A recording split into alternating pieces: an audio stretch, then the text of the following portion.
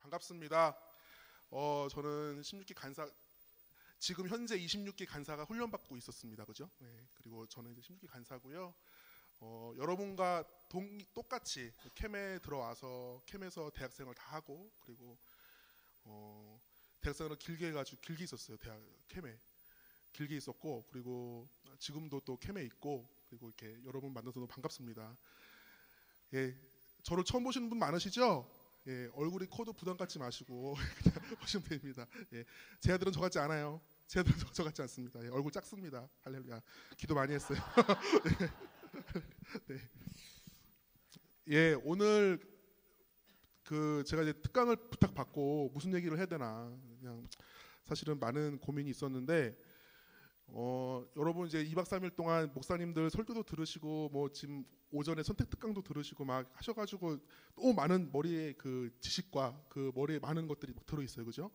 예, 레크레이션도 했는데 몸은 참 머리는 비워졌는데 몸이 피곤해가지고 졸립잖아요, 지금 그죠? 빵도 먹고 초코파이도 먹고 그래가지고 당물이 들어가면 또 나른해집니다, 이렇게. 그러니까 졸리면은 그냥 자도 됩니다. 제가 뭘 안 그러도 되니까 그냥 주무시고, 예. 주무시고 나중에 깨고 이제 우리 간사님 뭐라 그랬냐라고 옆 사람한테 물어보면 돼요. 그러니까 졸릴 분들은 주무시고 지금 이 시간에 이렇게 이 기도원에 와가지고 이렇게 우리 수련회에 모여서 하나님의 은혜를 구하는 것 자체가 여러분 굉장히 귀합니다, 그죠? 예, 지금 여러분 이 중에 후달리는 분들 분명히 있을 거예요. 예. 지금 뭐 시험을 준비해야 된다든지, 아니 뭘 해야 되는지 아니야, 절대 아니야, 아니야. 그럼 담 쌌어 그런 거랑, 예, 괜찮아요. 좀 후달리는 분도 있어요, 분명히. 예, 그죠? 근데 기도원에 딱 오면 이런 수련회 오면은 제가 쭉 이제 이렇게 우리 캠 수련회, 기타 등등의 여러 가지 이런 수련회를 와서 기도하는 딱 3가지의 큰 제목들이 있어요.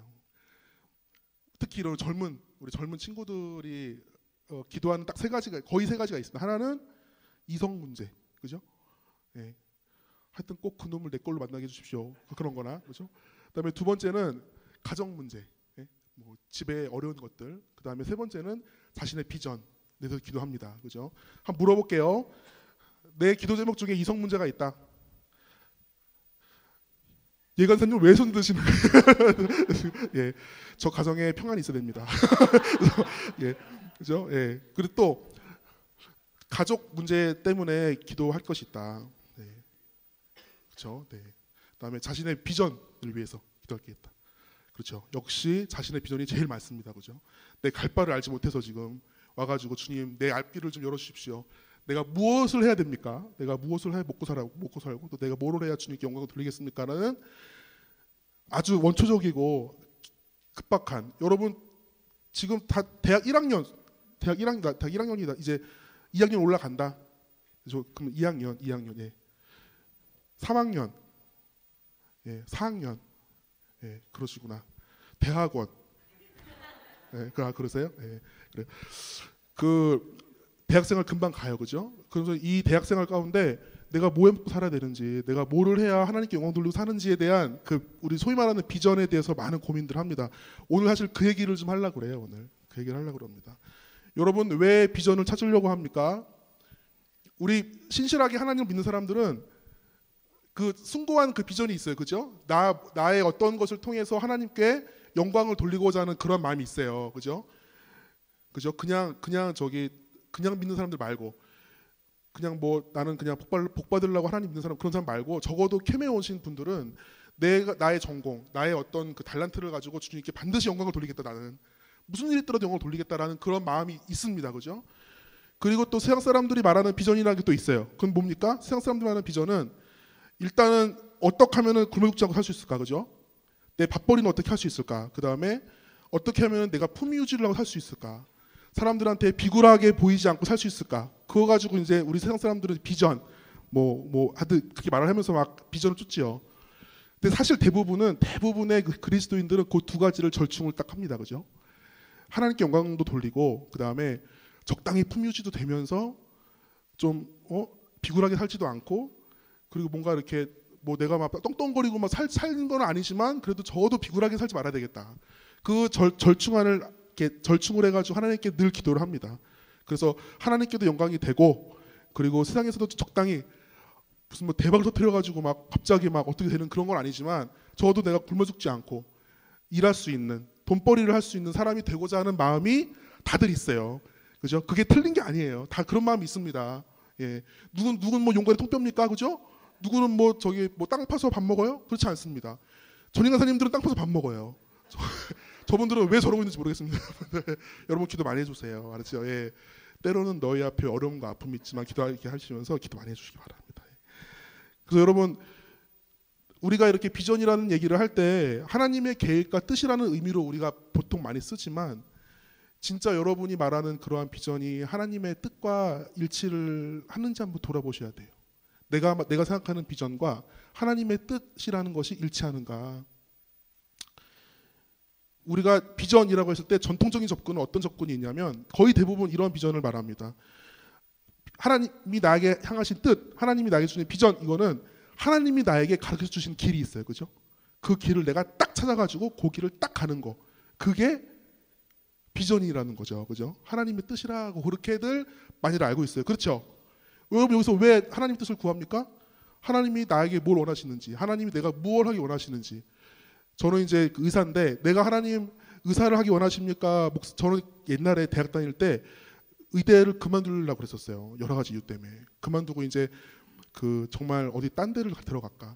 저는 원래 옛날부터 수학 선생님이 꿈이었거든요. 그래가지고 다시 사범대를 들어가야 되나. 아니면은 목사를 할까? 뭐 여러 가지 막 갈등을 많이 했습니다. 하나님 내 길이 무엇입니까? 막 기도를 합니다.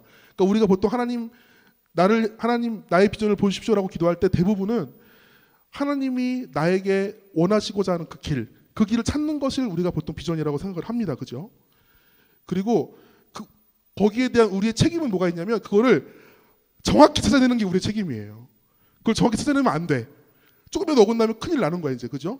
그래서 매일 기도하는 거. 매일 새벽 기도하고 철야 기도하고 금식 기도하고 또 기도하고 맨날 와가지고 비전. 1학년 때도 기도 제목이 비전. 대학 상학년 때도 기도 제목이 비전. 그죠? 대학 졸업하고도 직장을 들어가서도 비전. 애를 낳고도 비전. 그죠? 정말 그렇습니다. 그렇게 우리가 그런 비전으로 전통적으로 생각을 하고 있다는 겁니다. 하나님을 향한 비전, 나를 향한 비전이라고 말을 할 때는요. 그래서 그렇게 바른 하나님이 딱 나한테 원하시는 바른 길을 딱 선택을 하면은 하나님이 나한테 은혜를 주시고 복도 주시고 성공도 주시고 축복을 주신다. 그러니까 그거를 잘 찾아야 된다. 우리는 그렇게 생각을 하고 있다라는 겁니다. 그리고 만약에 잘못 선택하면 그때부터 이제 골로 가는 겁니다. 이제 그죠? 골로 가는 거예요. 길을 잃고 헤매고 막 나는 뭐 방황했다 어쨌다 이런 말이 그때부터 나옵니다. 그게 그러면서 이제 하나님의 뜻을 완전히 놓친 채 영원한 미루에 갇혀버리는. 그게 두려워서 하나님 나에게 꼭 바른 길을 보여달라고 늘 그렇게 기도하는 것이 우리의 모습이라고 하는 것이죠. 그죠? 그래서 우리는 늘 갈 길을 인도달라고 늘 기도합니다. 주여 제 갈 길이 무엇입니까? 저의 앞날이 어떻게 됩니까? 라고 늘 기도합니다. 그죠? 그리고 어떤 사인을 바라고 또 조언도 구하고 또 깨달음을 얻고자 막 성경도 읽고 이 성경 안에 나의 길이 있지 않을까? 막 성경도 읽고 그 다음에 자신의 마음도 살피고 막 그럽니다. 하나님이 분명한 신호를 보내줄 거라는 그 확신 속에 계속 기다려요. 계속 기다립니다. 하나님이 분명한 나에게 음성을 줬으면 좋겠어요. 너는 의사를 하거라. 이러면 좋겠습니다. 특히 연애를 할 때 특히 그래요.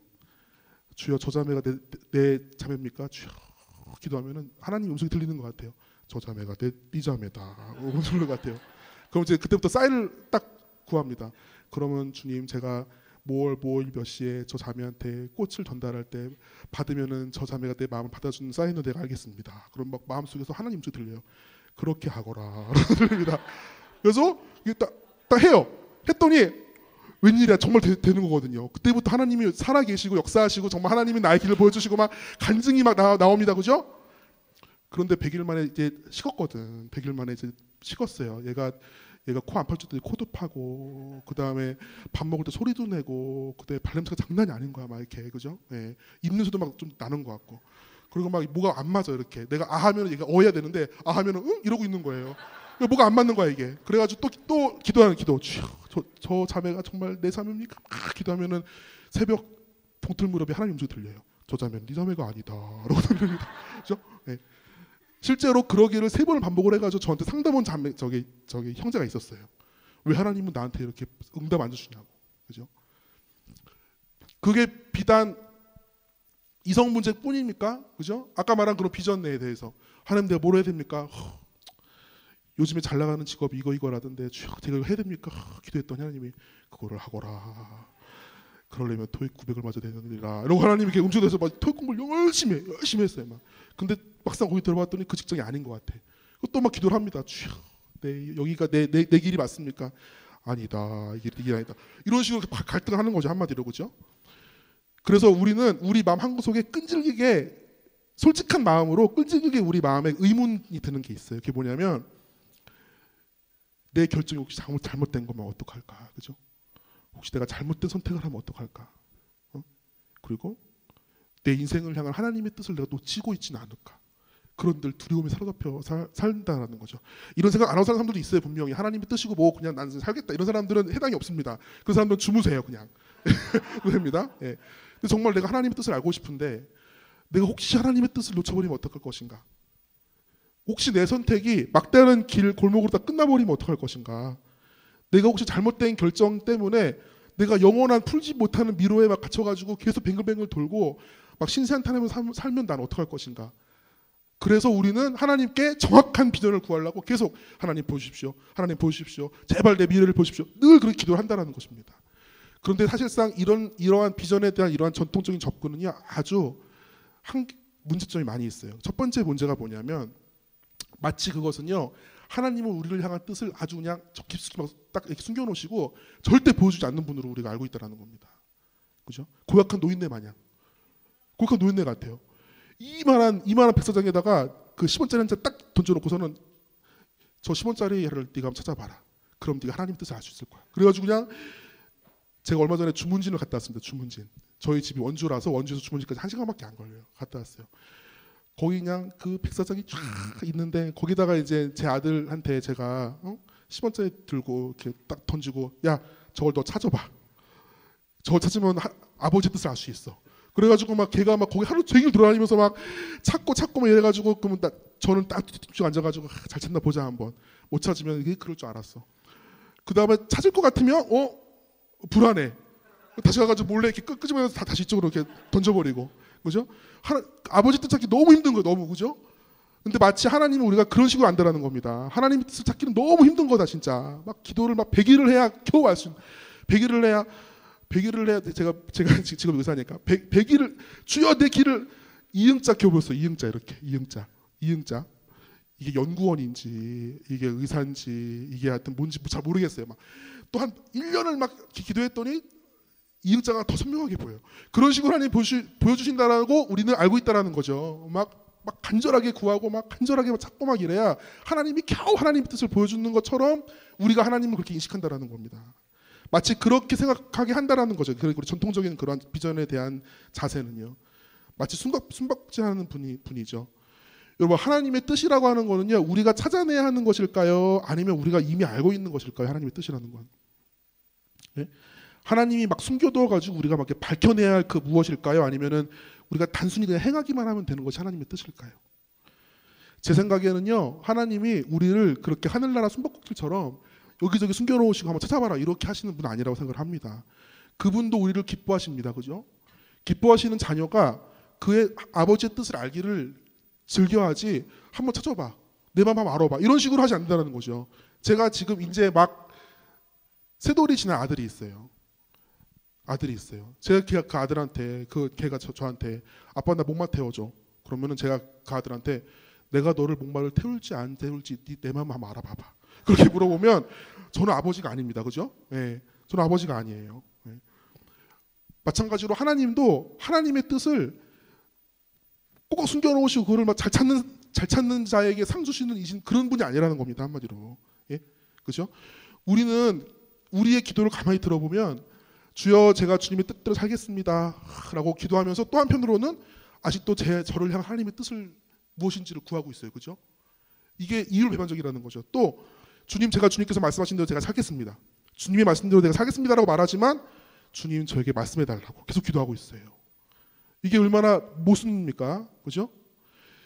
비전에 있어서도요, 내가 하나님이 주신 비전대로 살겠다라고 말은 하지만 마치 그 하나님께 그 비전을 아직도 못 받은 것이냐 계속 구하고 있다라는 겁니다. 그죠? 그러면은 하나님께로부터 내가 아직 비전을 못 받아서 아직 내가 그 하나님의 비전을 행할 수가 없습니까, 여러분?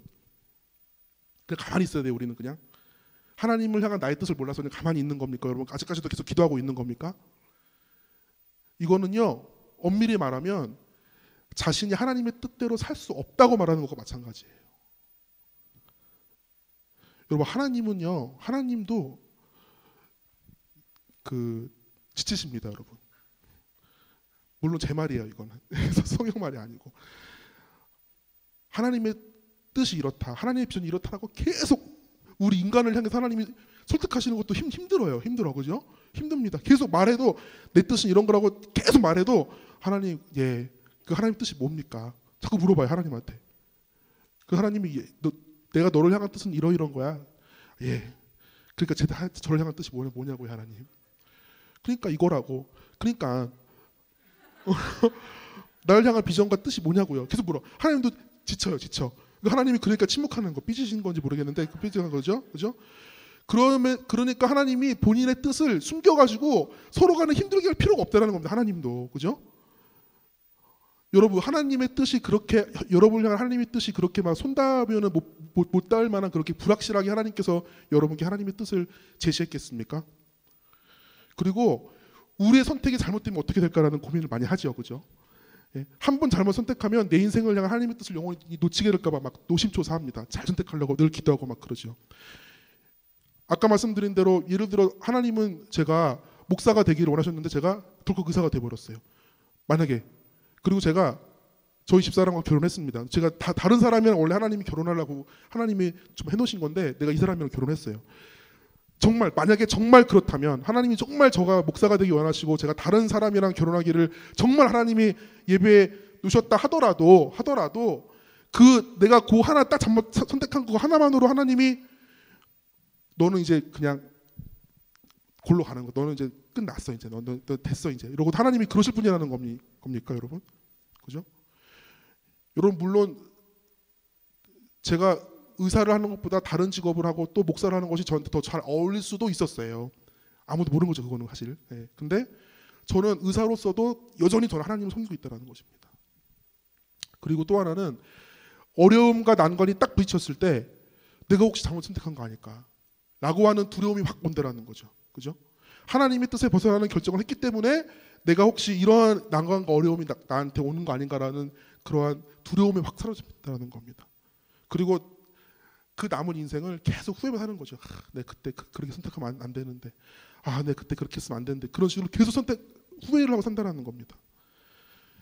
이렇게 하나님의 뜻을 향한, 하나님의 그 비전을 향한 그런 이런 전통적인 접근은요, 우리에게 그런 무슨 복권처럼 유행심들을 낳게 돼요. 이걸 잘 들어가지고 하나님 선택을 잘하면 걔는 복권 맞은 거야, 로또 맞은 겁니다, 그죠? 근데 못하면은 그냥 꽝인 거예요, 꽝. 6등도 안 돼. 그냥 꽝 된 겁니다. 한마디로 그냥. 그러한 심리를 우리에게 은연중에 줄 수 있다는 겁니다. 여러분, 그리고 사실 우리가 겪는 이 고난이라고 하는 거, 어려움이라고 하는 거는요, 내가 선택하지 않고도 일어나는 일들이 되게 많습니다. 거의 대부분이라고 할 수 있어요. 그죠? 물론 명백히 잘못된 선택 때문에 나쁜 결과 있는 거는 제외입니다. 예를 들어 무슨 담배 많이 핀 사람이 저 진료실에 와가지고 폐암 너무 기침 많이 해가지고 검사해봤더니 폐암이에요. 당신 폐암입니다. 그러면은 그 사람은 정말 담배를 핀 잘못인 거죠, 그죠? 그런 잘못된 선택은 제외인 거. 진짜 명백하게 잘못된 선택이 아니라 어떤 사람은 담배도 한 번도 안 피고 건강하게 잘하고 운동도 열심히 하는데 덜컥 폐암에 걸렸어요. 목사님들 진짜 술 담배 전혀 안 하시는 분들 맨날 교회에서 열심히 정말 헌신하시고 혼신을 다해서 막 사역하시는 분들이 너무 피곤해가지고 병원에 가서 검사해봤더니 간암입니다. 그런 분들 많습니다, 여러분. 그것이 그분들의 선택이 잘못돼가지고 생기는 고난입니까? 그렇지 않다라는 거죠. 시험 준비 착실히 잘했는데 시험 보는 당일날 거기 시험장에 가다가 교통사고가 났어요. 다리가 부러지고 막 팔이 부러졌습니다. 그 사람이 선택이 잘못돼가지고 그렇게 고난이 온 겁니까? 이제 내년이면 직장에서 나는 이제 승진을 딱 합니다. 이제 너무 좋아요. 근데 갑자기 낙하산이 하나 왔네. 와가지고 사장님 조카가 왔어요. 그래가지고 내 그 자리를 그놈이 올라간 거야 이렇게. 그러면 그것도 내 선택 잘못입니까? 아니라는 거예요. 우리가 겪는 고난과 이 난관 어려움에는요, 우리 선택과는 상관없는 것들이 굉장히 많다라는 겁니다. 그러면 이렇게 나의 선택과 또 무관하게 오는 이러한 고난과 어려움에 대해서 하나님의 뜻이 어디냐라고 우리가 계속 기도를 한다라는 거죠. 여러분, 제 얘기를 좀 하겠습니다. 저는 등치는 이래 보여도 저는 어릴 때 제 부모님이 다 돌아가셨어요. 그래서 제가 이제 아버님은 제 12살 때 돌아가시고, 그리고 제 어머님은 제가 대학교 1학년 때, 여러분 같은 대학교 1학년 때 어머님이 돌아가셨습니다. 그리고 저에게 또 하나 있는 누님이 있었는데 그 누나도 뇌출혈로 돌아가셨어요. 그래서 제가 저희 가족이 총 4가족인데 다 돌아가셨어요. 저 하나밖에 남지 않았습니다. 생각하면 할수록 기가 막히고 먹먹하죠. 사실은 마음이. 물론 사람은 누구든지 죽고 떠납니다. 그죠? 근데 하지만 저는 너무 빨리 그걸 경험했어요. 어릴 때 너무 많이 경험하고 또 저희 누나도 그렇게 하나님 품으로 보냈습니다. 물론 부모님이 저보다 먼저 돌아가시는 거는 누구나 다 겪을 일이에요. 앞으로 더 많은 확률로. 그죠? 근데 제가 어린 나이에 부모님을 그렇게 여의고 나서 이 부모님을 떠나보내는 거는 이 정서적으로나 생활적으로 굉장히 많이 힘들었어요. 게다가 하나밖에 없는 누나까지 제가 하나님 품으로 보냈다는 거는요, 정말 굉장히 받아들일 수 없는 그러한 상황이었습니다. 근데 이렇게 사랑하는 가족들을 다 잃고 나서 생각을 해보면 이것이 정말 하나님이 나를 향한 뜻이었나? 라는 그 질문이 계속 저를 괴롭혔습니다. 사실 지금도 사실 괴롭히고 있어요. 이거 하나님의 뜻인가? 이것이 나를 향한 하나님의 뜻인가? 부모님이 다 돌아가시고 지독한 가난 속에서 그렇게 살고, 그리고 누나까지 그렇게 하나님 품으로 돌아가서 나를 이렇게까지 하나님께서 놓은 것이 나를 향한 하나님의 뜻이었나? 라는 생각을 많이 하게 됩니다. 이러한 고난이 하나님의 뜻이다 라고 결론을 내버리면 하나님은 깡패밖에 안 돼요. 그죠? 하나님은 깡패인 겁니다. 뭐 가진 게 뭐가 있다고 그걸 다 뺏어가요. 그거를. 우리가 막 무슨 내가 잘못한 것도 없는데 그 어린 나이에 뭘 잘못을 했겠어요.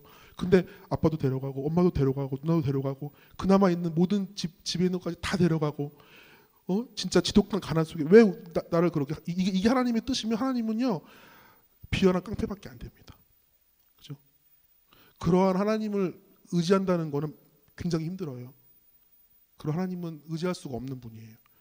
그럼 반대로 이게 하나님의 뜻이 아니야. 이거는 하나님의 뜻이 아니야.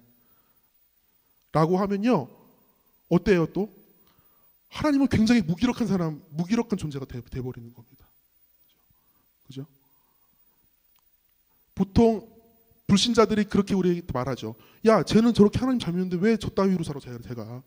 저렇게 하나님 잘 믿는 사람인데 왜 저렇게 지지공상으로 살고 저렇게 어렵고 하나님마다 이렇게 안 돼. 하나님이 계시는 거 맞아? 라고 손가락질합니다. 그러다 보니까 저도 이게 하나님의 뜻인가? 아닌가? 뜻인가 아닌가?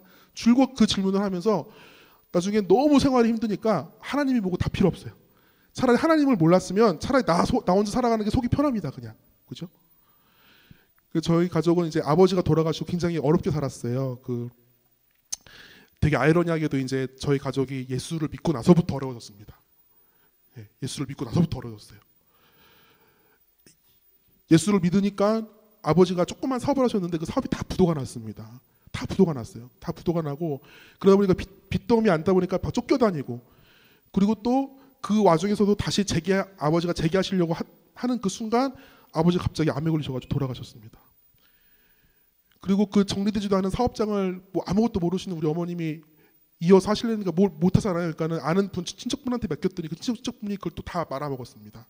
그래가지고 막 또 더 큰 빚더미 안게 되고 그 친척은 나 몰라라 도망가고 배신하고, 검찰에서는 계속 내지 못하는 세금 내라, 니네 그 재산 다 압류하겠다. 재산도 별로 없어요. 그냥 텔레비전, 라디오, 가스레인지 이런 거 다 압류딱지 붙여놓고서는 막 다 가져가겠다 그러고. 그러니까 저희 어머님은 닥치는 대로 일을 하게 되는 것입니다. 막 새벽부터 나가서 일하고 밤에 늦게 들어오시고, 저희 가족은 아무도 돌보는 사람이 없겠죠, 당연히. 그렇게 사용을 함에도 불구하고 집에는 먹을 것이 하나도 없었어요. 실제로 하나도 없었습니다. 진짜로. 그래서 아침에 일어나면 내가 우리 가족이 오늘은 뭘 먹고 살아야 되는지, 뭐 아무것도 없어요. 뭐 집에 쌀, 뭐 반찬, 뭐 아무것도 없습니다. 그냥 오늘은 그냥 굶을까? 오늘은 그냥 어떻게 할까? 타이밍이 잘 맞으면 동사무소에서 라면을 줍니다. 라면을 그런 사람들한테 라면을 줘요. 그럼 라면 한 박스 아니면 몇 개 챙겨와가지고 그걸 먹다 보면 또 다 떨어지고 없습니다. 그러다가 결국 어머님은 또 돌아가셨어요. 그 고생을 하시다가 돌아가셨습니다. 이 지경까지만 오니까 하나님은 정말 무능력해 보였어요. 저희 어머님은요, 이 순복음교회에서 아주 열심히 집사님이고 구역장님이셨어요. 거의 매일같이 그냥 구역 예배 다니고 예배 드리고, 그 바쁜 와중에서도 밖에 나가서 일하는 와중에서도 시간 내가지고 막 기도원에서 금식 기도하시고 정말 열심히 기도하시는 분이셨어요. 저도 마찬가지였고 저희 누님도 마찬가지였어요. 정말 열심히 했어요. 저희 누님을 아는 분들이 있습니다. 여기에 저희 누나가 학번이 91학번이거든요. 그래서 그 캠에서 굉장히 활동을 열심히 했어요.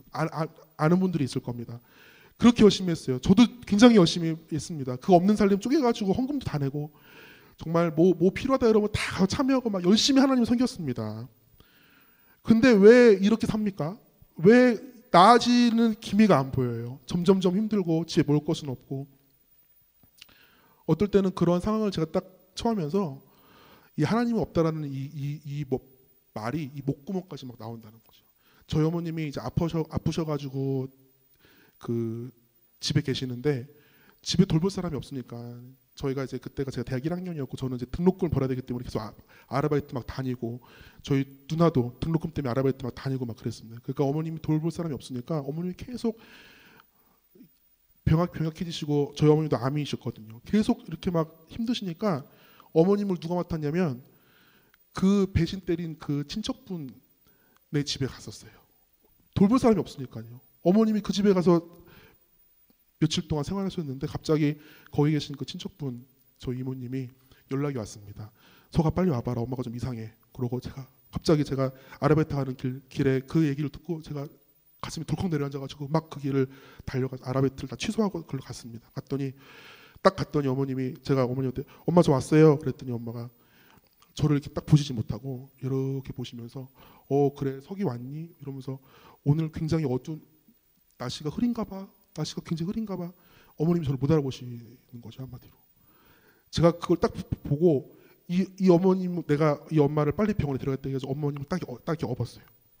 딱 업었는데 엄마는 뭐 너무나 몸이 가볍고, 그리고 계속 엄마가 왜 이렇게 어둡니? 지금 밤이니? 어둡니? 계속 그러시면서 계속 제가 등을 업고 제가 막 계속 울면서 그 병원을 갔습니다. 그 병원 가는 길 내내 제가 그랬어요. 나를 누가 한번 건드리기만 해봐라. 나를 지금 만약에 그래도 하나님이 너를 지켜줄 거야. 이런 말 누가 하면 내가 이렇게 칼을 들고 그 사람 배를 찌르고 나도 내 배를 찌르고 내가 죽어버리겠다. 하나님이 정말 계시면 그렇게 할 수가 없다. 그 말이 여기까지 막 나오는 거예요, 진짜. 그래가지고 병원에 딱 갔습니다. 갔더니 병원에 가니까 우리 어머니 막 펑펑 우시는 거예요. 선생님 저 좀 살려달라고 막 펑펑 웁니다. 저도 막 같이 울었어요. 제가 그 자리에서 정말 제가 최초이자 마지막으로 하나님에 대한 분노가 여기까지 이렇게 찼습니다. 도대체 왜 그러시냐고, 나한테.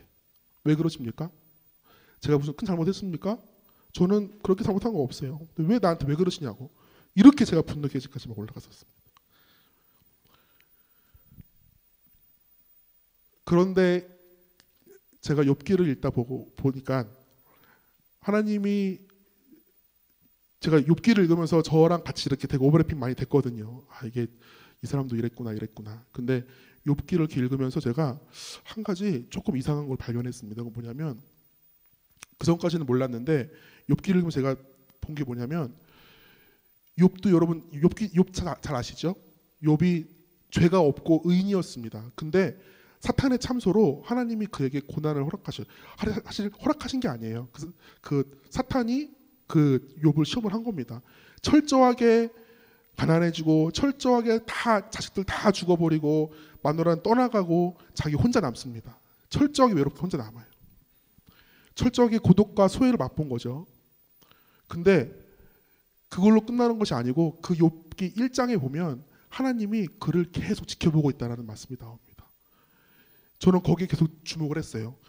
아, 그래서 하나님이 지켜보고 있구나. 계속 지켜보고 있구나, 하나님이. 그리고 천군 천사들도 욥에 대한 하나님의 믿음이 확실한지 숨죽이면서 지켜보고 있다는 것입니다. 여러분, 그때부터는요, 사탄이 어떻게 말했습니까? 하나님한테 이 욥이 가지고 있는 모든 것들을 뺐으면 하나님을 저주하고 떠날 것이다. 근데 하나님은 어떻게 말했습니까? 사탄한테 절대 욥은 그러지 않을 것이다. 그래서 그거를 두고 욥에게 사탄이 시험을 하게 된 거지요, 그죠? 한마디로 뭐냐면 하나님의 그 명예는요, 욥이 어떻게 하냐에 따라 지금 달린 거라는 겁니다. 한마디로. 놀랍지 않습니까? 그죠? 욥 자신은 고독을 느끼고 혼자라고 느꼈겠지만 욥은 절대 혼자가 아니라는 거죠. 하나님이 지켜보고 있다는 겁니다. 그리고 욥은 하나님이 자기를 버리신 줄 알았지만 하나님은 절대 그러신 적이 없다는 겁니다. 그죠? 오히려 하나님이 하신 일이 있다면 놀랍게도 하나님이 욥을 신뢰하고 믿는 모험을 하나님이 감행하신 거죠. 여러분, 그 반대가 아니라는 겁니다. 우리가 착각할 길은 뭐가 있냐면 불확실한 상황에서 우리가 하나님을 믿고 마치 우리가 하나님을 향한 믿음으로 우리의 삶을 막 모험으로 막 가는 것 같지만 그게 아니고 하나님이 반대로 욥을 믿고 욥의 그 믿음을 하나님이 신뢰하고 하나님이 오히려 본인의 그 믿음을 시험했다라는 것입니다. 그것이 욥기의 주제라고 하는 것이죠. 우리의 상식을 뒤엎는 행위라는 것입니다. 제가 그것을 보고 아, 그렇구나. 하나님이 나를 믿고 있는 걸 수도 있겠구나 라는 생각을 제가 했습니다. 여러분, 하나님은 욥이랑 장난한 게 아니었어요. 그죠? 하나님은 욥이 알지 못하는 그런 방법으로 그와 늘 함께 있었고 그 사이에 욥은 욥대로 할 일이 있었어요. 그 할 일이 무엇입니까? 바로 믿음으로 그 상황을 견딘다는 것입니다. 믿음으로 그 상황을 견딘다라는 것이에요. 큰 아픔이 있습니다. 분명히. 그렇지만 욥은 끝내 그걸 견뎌냈습니다. 여러분, 하나님의 뜻이 바로 거기에 있다는 것입니다. 하나님의 뜻은요, 먼 미래 내가 무엇이 되고 성공한 그때 있는 것이 아니라 바로 지금 이 시련 가운데 하나님을 신뢰하고 그것을 놓지 않는 그것이 바로 하나님의 뜻이라고 하는 것입니다. 여러분, 또 그 전통적인 그 접근, 비전에 대한 접근의 그 두 번째 문제점은요, 우리가 먼 미래를 내다보고 그걸 알고 그렇게 통제하려고 하는 그런 마음이 있어요. 그렇죠? 그래서 우리가 늘 그런 비전을 구하는 겁니다. 하나님, 제가 무엇이 되기 원하십니까? 제가 제 앞길이 무엇입니까? 기도할 때 나는 네가 교사가 되길 원한다. 그러면은 그래요?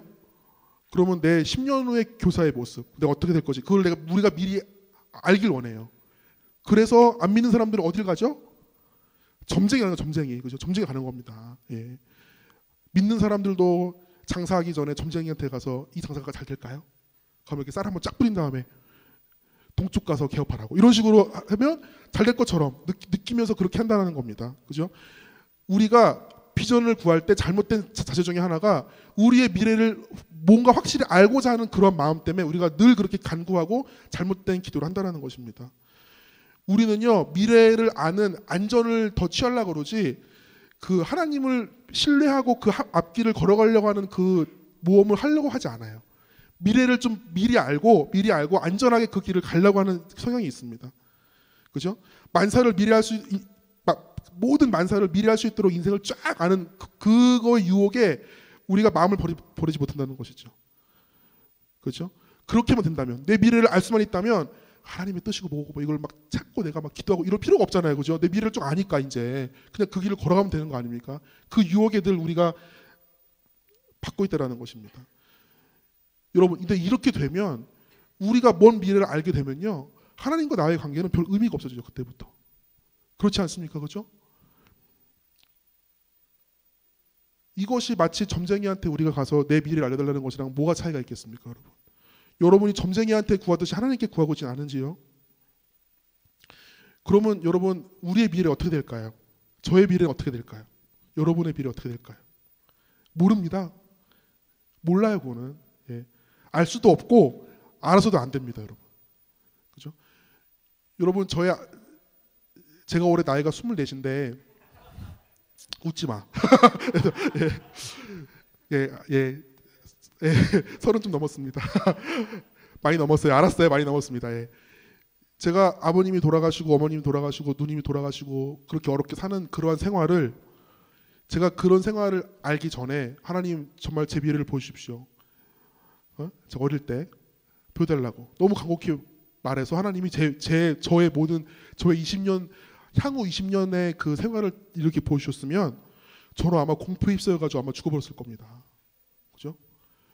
내년에 아버지가 돌아가시고 10년 후에 어머니 돌아가시고 몇 년 후에 누나가 죽고 그 사이에 막 가난에 찌들려가지고 막 그렇게 막 진짜 그 서름과 그 가난에 막 찌들어가지고 사는 그 상황, 너 앞으로 이렇게 살 거야.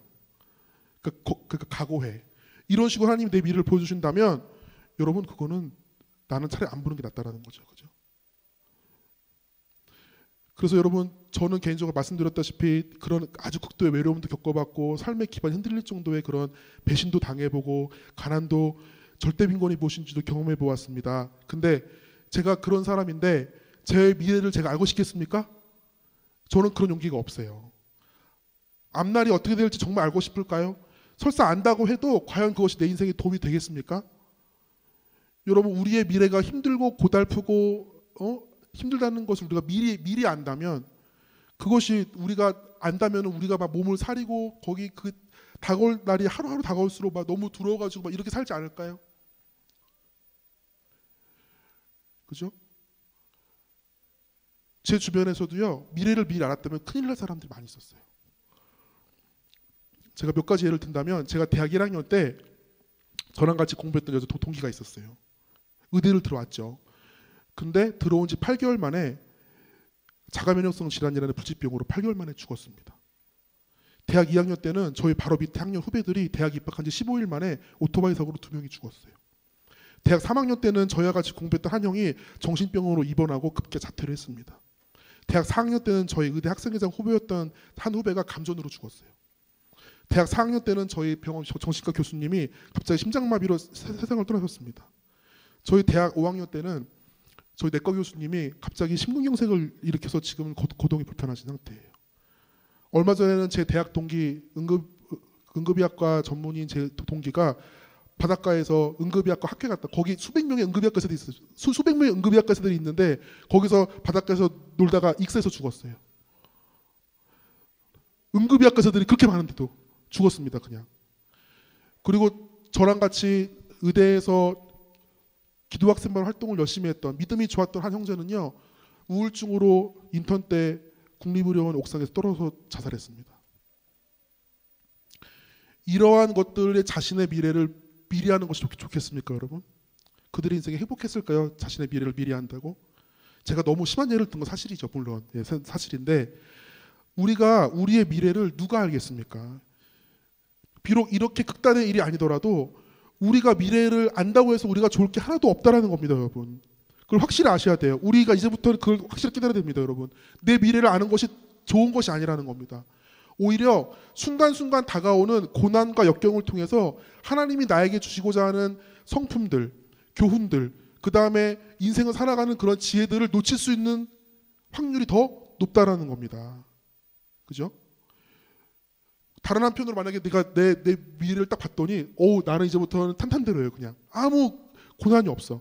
그걸 미리 안다면 우리는 얼마나 나태해지고 안해질까요? 그죠? 그냥 우리 몫으로 주어진 미래의 낙을 누릴 능력만 그냥 이러고 그냥 산다라는 것입니다.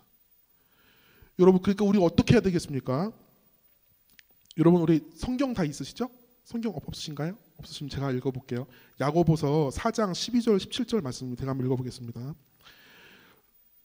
야고보서입니다. 4장 12절 들으라 너희 중에 말하기를 오늘이나 내일이나 우리가 아무 도시에 가서 거기서 1년을 유하며 장사하여 이득을 보리라 하는 자들아 내일 일을 너희가 알지 못하는도다. 너희 생명이 무엇이뇨? 너희는 잠깐 보이다가 없어지는 안개니라. 너희가 도리어 말하기를 주의 뜻이면 우리가 살기도 하고 이것 저것을 하리라 할 것이거늘 이제 너희가 허탄한 자랑을 자랑하니 이러한 자랑을 다 악한 것이라. 이러므로 사람이 선을 행할 줄 알고도 행치 아니하면 죄니라 라고 말하고 있습니다. 어떤 내용입니까? 어떤 사람들이 있는데 그 사람들이 장사를 해가지고 우리가 이득을 볼 것이다 라고 예측을 하고 장사합니다. 근데 야고보는 어떻게 말합니까? 그것이 다 헛되다라고 말을 하고 있습니다. 야고보는요 이 말이 뭐냐면 여러분 미래에 대해서 하나님의 뜻을 분명히 알고 있다는 신자들에 대해서 경고하는 말씀이에요. 그런 그러한 그 생각이 그런 신자들에게 헛된 안정감을 줍니다. 그죠? 그들은 앞으로 자기네들이 닥칠 일을 스스로 안다고 생각을 했지만 여러분 알 수가 없다라는 것이죠. 사람은 늘 살면서 고생의 연속이고 고난의 연속이고 그리고 우리는 언젠가는 죽는다. 이거 외에는요 아무도 미래에 대해서 알 수가 없다는 것입니다. 야고보서가 말하고자 하는 핵심은 뭐냐면 우리가 안다고 생각하는 그 하나님의 미래적인 뜻보다 현재 알고 있는 하나님의 뜻이 더 중요하다는 것을 말하고자 하는 것입니다. 우리는 우리 인생의 계획을 세울 수 있지만 그 계획이 어떻게 될지는 장담할 수가 없어요. 그죠? 갑자기 정말 큰 꿈을 가지고 길을 걸어가다가 갑자기 위에서 뭐 떨어져가지고 내 머리에 떨어져가지고 죽으면 그냥 끝나는 그런 것이 바로 우리의 미래라는 것입니다. 그죠?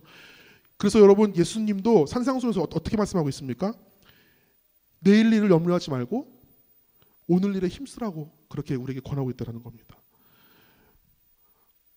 하나님이 들의 백합화를 다 먹여 입히시고 공중에 나는 새도 다 먹여 입히시는데 하물며 우리일까 보냐.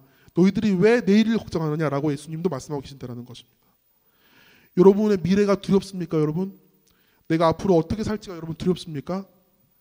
여러분 두려워하지 마세요. 오늘 이 시간에 함께 하신 하나님을 바라보면 됩니다. 제가 그렇게 막 가난해 힘들고 막 그럴 때 제가 매일 먹고 살기 힘들 때 저의 그 관심은 오늘 내가 어떻게 먹고 살아야 될지가 저의 늘 관심이었어요. 그게 습관이 돼가지고 저는 지금도 그럽니다. 오늘 밥이 무엇일까? 오늘은 어떤 밥이 나올까? 그죠? 네. 밥만 주면 저는 어딘지 갈 수 있습니다. 네. 그 제가 대학 시절에 저는 이제 저기 중앙대학교를 나왔어요. 중앙대학교가 이제 서울에 있잖아요. 흑석동에. 저희 집은 김포공항에서 김포공항. 김포공항에서 이렇게 흑석동까지 이렇게 오려면 교통편이 두 개였는데 하나는 공항버스였어요. 그 당시 때 1,200원짜리 공항버스. 그리고 또 하나는 680원짜리 일반 버스였어요. 그 공항버스를 타면은 집 앞에서 학교까지 편히 가고 빨리 갑니다. 이렇게. 근데 그냥 버스를 타면 한참 걸어 나와서 타고 내리고 또 한참 또 걸어가서 들어가야 돼요. 근데 늘 고민했습니다. 내가 1,200원을 낼 것인가 680원을 낼 것인가. 왜냐면 아껴야 되니까요. 그죠? 그리고 학교에 가서도 늘 그 고민이었어요. 내가 오늘 학생 식당을 가서 밥 먹을 것인가 아니면 내가 집에서 고추장에 볶은 밥을 내가 오늘 어디 가서 먹을 것인가. 저는 이렇게 학교 다닐 때 수년 동안 그 집에서 이렇게 밥을 싸들고 다녔어요. 이렇게. 왜냐면 그게 더 싸거든요. 학생 식당 1,100원 엄청 저한테 큰 돈이었습니다. 그 당시 때. 늘 그것을 학생 내내 고민했습니다. 그냥 하루하루 살아갈 때 내가 어떻게 살 것인가라는 그런 고민은요. 저에게 낭만이 아니었고요. 그 생존 그 자체였어요. 학교 다니는 게 너무 힘들었어요. 너무 힘들었습니다. 근데 저를 더욱 힘들게 했던 거는 뭐였냐면 이러한 생활이 정말 끝날 것인가? 라고 하는 두려움이었어요. 저는 학교를 졸업할지 못할 줄 알았습니다. 여러분 의대는 6년이에요. 6년. 잘 아시는 대로 6년인데 저는 대학을 10년 만에 졸업했어요. 공부도 못했지만 그래가지고 이렇게 시험도 떨어지고 그래가지고 그랬지만 뭐 다닐 형편이 아니었습니다. 중간에 휴학도 하고 돈 벌고 또 다니고 막 그렇게 해서 남들 6년에 졸업하고 저는 한 10년을 다녔습니다. 10년. 그러니까 저는 저의 바로 내일 미래도 알 수 없었어요. 등록금을 내라고 막 그러면 등록금을 못 냈습니다. 계속. 못 내가지고 계속 그 추가 납입 1차, 2차, 3차까지 계속 밀려요. 어쨌거나 가가지고 어쨌거나 아르바이트 하고 한 푼 두 푼 아껴가지고 6개월 내내 아껴가지고 겨우 모은 돈 겨우 내고 또 겨우 내고 이러는데 어느 날은 그게 없는 거예요. 그래서 계속 추가 납입까지 있다가 나중에는 교수님이 저를 불렀습니다. 불러가지고 너 어떡할 거냐? 이번 학기 휴학할 거냐? 이번 학기 휴학하기 너무 싫거든요, 진짜. 왜냐면 빨리 졸업을 하든지 어떻게 이걸 빨리 효부를 봐야 되는데 이 학교를 그죠? 그래가지고 제가 하여튼 막 좀 빚을 내가서도 막 다 끌어모아가지고 돈을 딱 내고 나서 제가 그날 하염없이 울었습니다. 그날. 왜냐면 뭐 누구한테 뭐 상담할 사람도 없고 뭐 부모님도 안 계시고 누나도 저기 다 바쁘고 막 아무도 없으니까 주변에 제가 교회 와가지고 하염없이 울었어요. 그리고 나서 나는 또 당장 내일 먹을 게 없는 거죠. 뭐 돈이 없으니까 그죠? 그런 생활이 대학 생활 내내 그런 생활을 했습니다. 그렇지만 내가 내일 일을 걱정한다고 해서 해결될 일이 아무것도 없었습니다. 내일 일을 걱정한다고 해결될 일은 아무것도 없었다는 거죠. 그저 제가 할 수 있는 거는 매일 아침에 일어나면 주님 오늘도 도와주십시오. 오늘도 함께 해주십시오. 오늘도 좀 도와주세요. 오늘도 함께 해주세요. 오늘 하루 잘 버티게 해주세요. 라는 그런 기도를 했다는 것입니다. 그래서 늘 저는 그 기도를 했어요. 그래서 저는 지금도 20년이 지난 지금도요. 저는 아침에 꼭 이 기도를 합니다. 하루도 안 빠지고. 하나님 오늘 하루 호흡을 주셔서 감사합니다. 하루를 허락해 주셔서 감사합니다. 오늘 하루 통치하심을 구하오니 다스리시고 인도해 주십시오. 라는 기도를 꼭 합니다. 저에게 주어진 것은 오늘 하루입니다. 여러분. 오늘 하루예요. 그렇기 때문에 내일은 제 책임이 아니고 내일은 하나님의 책임입니다. 여러분 내일 일은 하나님께 맡기세요. 그리고 여러분은 오늘에 충실하시기 바랍니다. 마태복음 6장에 이런 말씀이 있죠. 그러므로 내일 일을 위하여 염려하지 말라. 내일 일은 내일 염려할 것이요 한날 괴로움은 그날의 족하니라라고 말하고 있습니다. 이렇게 하나님의 뜻에 대한 예수님의 가르침은요 아주 단순해요. 정말 놀랍게도 단순합니다. 바로 그분은 우리에게 현재의 상황이나 미래의 문제에 대해 불신자들처럼 걱정하지 말라라고 말하고 있는 것입니다. 그분은 대신 이렇게 명하셔요. 너희는 먼저 그의 나라와 그의 의를 구하라. 그 말씀 다음에 이 말씀이 나오는 것이죠. 그러므로 내일을 위하여 너희가 염려하지 말아라 라는 말씀이 그 다음에 바로 나온다는 것입니다. 바로 오늘 우리가 해야 될 것은 뭡니까? 먼저 그의 나라와 그의 의를 구하는 것입니다. 여러분. 이 성경 구절에는요 우리가 아까 말한 전통적인 접근, 비전에 대한 접근으로 우리의 인생에 대한 하나님의 뜻과 비전을 분별하는 법 이런 얘기는 하나도 안 나옵니다. 대신 우리에게 하나님께서 말씀하신 거는 뭐냐면 먼저 그 나라와 그 일을 구하는 그 첫 번째를 먼저 하라고 하는 그 말만 하신다는 것입니다. 우리는 어디에 가서 우리가 무엇을 하고 그 선택 과정을 하나님이 정확히 나에게 말해주기를 바라죠. 그죠? 그렇지만 예수님이 우리에게 말씀하시는 건 단순해요. 그게 뭐냐면 우리가 우리의 마음이 깨끗하고 순수하고 우리가 하나님의 나라와 의를 구하는 그러한 마음이면 어떠한 대안으로 뭘 선택하든지 하나님은 다 기뻐하신다는 겁니다. 여러분 정해진 게 하나도 없어요. 여러분 착각하지 마세요. 여러분의 길이 한 가지가 있는 게 아닙니다. 우리가 해야 되는 하나님의 비전은 딱 하나밖에 없습니다. 지금 이 시간에 그의 나라와 그의 의를 구하는 것, 그러한 생활을 하면 여러분이 어떤 선택을 하든 내가 의사를 하든 교사를 하든 은행원을 하든 뭐를 하든 정치를 하든 뭐를 하든 그것이 나쁜 일만 아니면 뭘 해도 하나님께서 그 길을 함께 하신다는 겁니다. 여러분. 어떤 걸 선택한다고 해도 여러분이요 하나님의 뜻 가운데 있을 수가 있습니다. 여러분. 절대 오해하지 마십시오. 궁극적으로 가장 중요한 것은 하나님의 나라와 의를 우리가 오늘 이 순간에 구한다는 것입니다. 마지막 세 번째 문제점은 뭐냐면 그런 전통적인 접근의 문제점 세 번째 문제점은 뭐냐면 그렇게 먼 미래를 바라보고 내가 하나님 그런 사람이 되겠습니다. 내가 그런 사람이 되기 원해요. 그렇게 또 어떤 사람이 되기 원합니까? 그렇게 먼 미래를 바라보다가 작고 사소한 일에 우리가 관심이 없어져 버린다는 것입니다. 그죠? 우리의 진로, 우리의 먼 미래, 내가 앞으로 될 거대한 그런 것들은 늘 고민하고 늘 바라보지만 TV를 너무 많이 보는 거는 늘 안 줄여요. 그죠? 페이스북을 놓지를 못해. 예? 카톡을 끼고 살아 아주 그냥. 그죠? 그런 거에 대부분의 인생을 허비하고 있습니다. 우리가 날마다 내리는 작은 선택들이 누적되면요. 이따금 미래에 내리는 선택의 큰 의미보다 훨씬 큰 영향을 미칠 수가 있습니다. 여러분. 그죠? 물론 자신의 미래에 대해서 심사숙고하는 것은 다 잘못된 일이 아니죠. 그렇게 하긴 해야 되죠. 그렇지만 내가 미래에 무엇을 어떤 일을 하는 것이 여러분의 인생을 결정할 것 같습니까? 절대 아닙니다. 어떠한 사람이 되어서 하루하루를 어떻게 살 것인가 하는 그 선택이 여러분을 좌지우지한다는 것입니다. 여러분 성경을 가만히 읽어보면요. 미래에 대한 하나님의 뜻, 그 비전에 대한 얘기는 거의 없어요. 거의 없습니다. 근데 오늘 이 시간에 그분의 뜻을 이루어드리기 위해서 우리가 무엇을 해야 될지에 대한 얘기는요. 아주 수도 없이 나옵니다. 여러분. 그것이 바로 하나님의 뜻이라는 것입니다. 누가복음 16장에 어떤 말씀이 있습니까? 지극히 작은 것에 충성된 자는 큰 것에도 충성되고 지극히 작은 것에 불의한 자는 큰 것에도 불의하니라. 너희가 만일 불의한 재물에 충성치 아니하면 누가 참된 것으로 너에게 맡기겠느냐? 너희가 만일 남의 것에 충성치 아니하면 누가 너희의 것을 너희에게 주겠느냐? 여러분 이 말씀에 주목하시기 바랍니다. 예수님은요 우리가 어쩌다 한 번씩 큰 결정을 내리는 그 결정에 주목하시는 게 아니고 날마다 행해야 되는 작은 일들에 예수님은 주목하신다라는 겁니다. 작은 일을 감당하고 여러분의 매일매일 하나님의 나라와 의를 구하는 걸 선택하는 것을 그것이 여러분의 삶의 습관이 되고 삶의 방향이 되고 하나님의 뜻이 나를 향한 뜻이라는 것을 알고 그렇게 선택함으로써 여러분에게 큰 걸 맡긴다라는 것입니다. 여러분 바울도 마찬가지입니다. 바울도 어떤 말씀하시냐면 그러므로 형제들아 하나님의 모든 자비하심으로 너희를 권하노니 너희 몸을 하나님이 기뻐하시는 거룩한 산 제사로 드리라. 이것이 너희들의 영적 예배니라. 그러므로 너희는 마음을 새롭게 함으로 변화를 받아 하나님의 선하시고 온전하신 뜻이 무엇인지 분별하라고 말씀하고 있습니다. 여러분 바울이 이 로마서를 통해서 말하고자 하는 것은 뭐냐면요. 하나님의 뜻에 있어서는 단순하다라는 겁니다. 하나님의 뜻이란 것은 지금 현재 하나님을 섬기고 높이는 것이지 미래의 거창한 계획과는 별로 상관이 없어요. 그죠? 물론 성경도요 미래를 무시하지 않아요. 다만 미래에 대한 시각이 우리랑 다를 뿐입니다. 여러분 하나님께서 여러분의 모든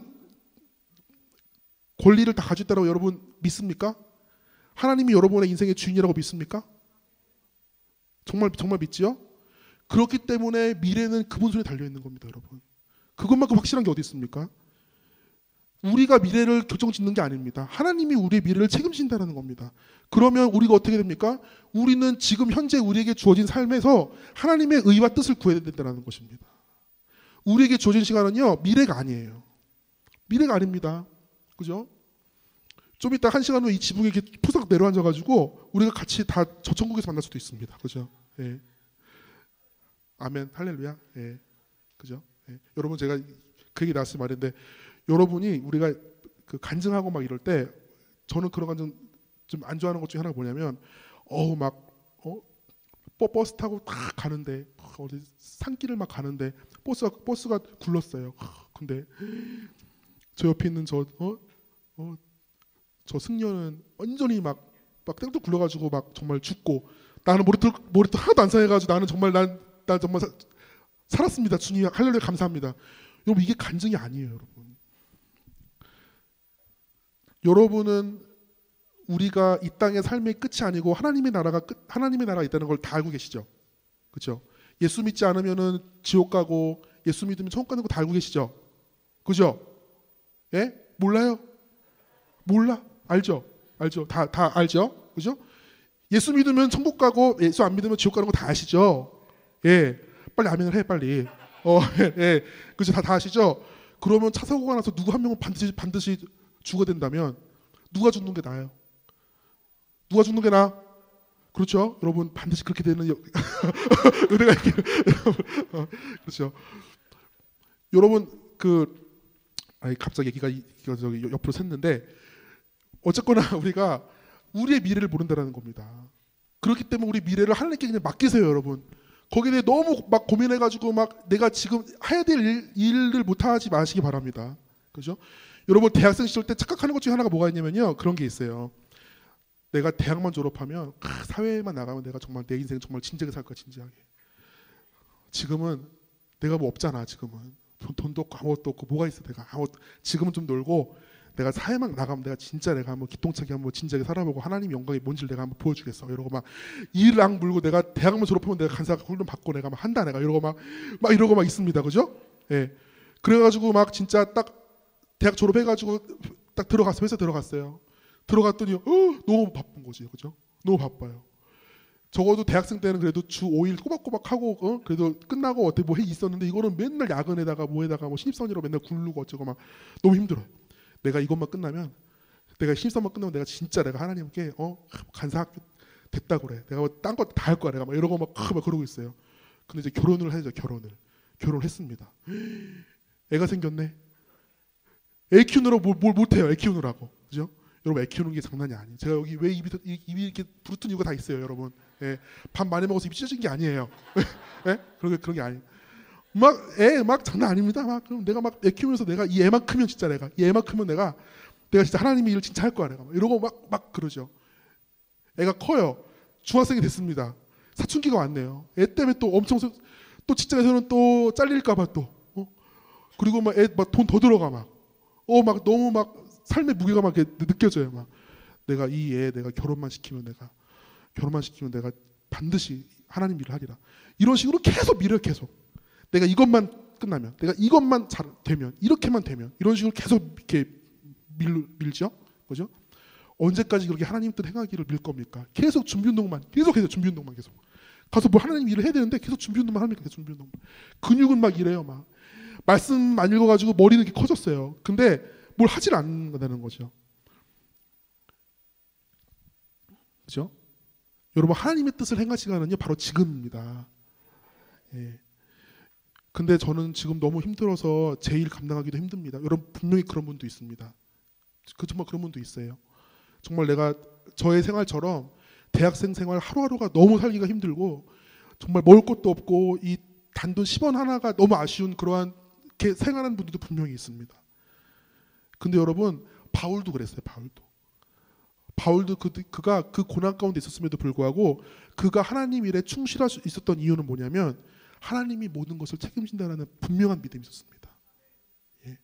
고린도후서 6장에 이런 말씀이 있습니다. 오직 모든 일에 하나님의 일꾼으로 자천하여 많이 견디는 것과 환난과 궁핍과 고난과 매맞음과 갇힘과 유란한 것과 수고로움과 자지 못함과 먹지 못함과 깨끗함과 지식과 오래 참음과 자비함과 성령과 감화와 거짓이 없는 사랑과 진리의 말씀과 하나님의 능력 안에 있어 의의 병기로 좌우한다라고 말을 하고 있습니다. 이게 무엇입니까? 그가 고난 중에 있고 어려움 가운데 있어도 그가 하나님과 함께 있는 그 삶을 절대 포기하지 않았다는 것입니다. 저도 여러분 제 삶도 고난의 연속이었어요. 아버지가 돌아가시고 나서부터 저는 집에 와서 한 번도 편해본 적이 없습니다.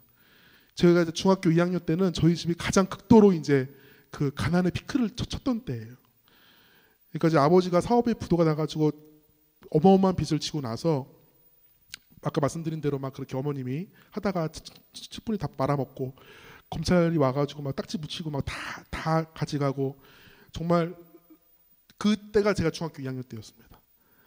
사는 꼴이 말이 아니었어요. 저희 누나가 그 당시 때 고3이었는데 그 다른 사람들이 가져왔던 저희 누나 공부를 잘했습니다. 저희 누나 근데 그 이렇게 다른 사람들이 썼던 참고서 있잖아요. 그거를 가져와서 다 주개로 지우고 공부했었어요. 왜냐면 그 살 돈이 없으니까. 저도 그랬습니다. 저도 이렇게 참고서를 이렇게 뭐 수학이면 수학 그러면은 딱 한 과목당 참고서 한 권씩 있었어요. 이렇게.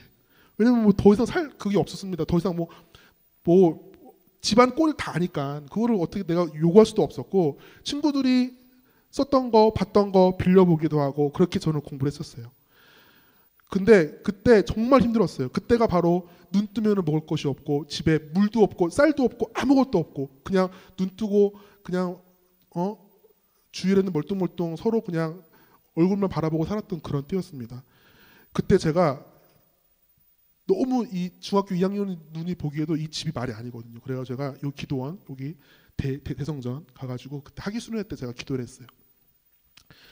기도를 했습니다. 그때 제가 이제 잘못된 그 비전관을 가지고 있었어요. 내가 혹시 잘못한 건가? 그래가지고 그 어린 나이에 내 모든 죄를 회개해야지. 중학교 2학년이 뭐 잘못했게 뭐 이렇게 많은 있죠, 그죠? 3박 4일 동안 이제 그 학위 수련하는데 막 첫날은 막 제가 막 회개기도 없는 회개기도 주여 제가 친구 미양원까지 다 회개기도 하고 막 기도를 했어요. 그리고 이제 제가 하나님께 기도했습니다. 주님, 저희 가족이 더 이상 밑바닥 내려갈 데가 없습니다. 그러면서 제가 어느 한 기도만 했냐면 주님, 저희가 좀 살려주세요. 제발 좀 살려주세요. 하나님 너무 힘듭니다. 정말 먹을 것이 없고 참고서가 없어서 친구들 거 지우고 그렇게 하는 것이 너무나 상처가 되고 너무나 힘듭니다. 먹을 것이 너무나 없어요. 제가 너무나 그렇게 막 기도를 했습니다. 하나님께. 하나님 도대체 우리 가족한테 왜 이러시고 왜 나한테 이런 고난을 주십니까? 제발 먹을 거라도 좀 있었으면 좋겠고 그리고 제발 좀 마음 편하게 공부라도 했으면 좋겠습니다. 제가 막 그런 기도를 계속했습니다. 하나님이 아무 응답 안 하세요.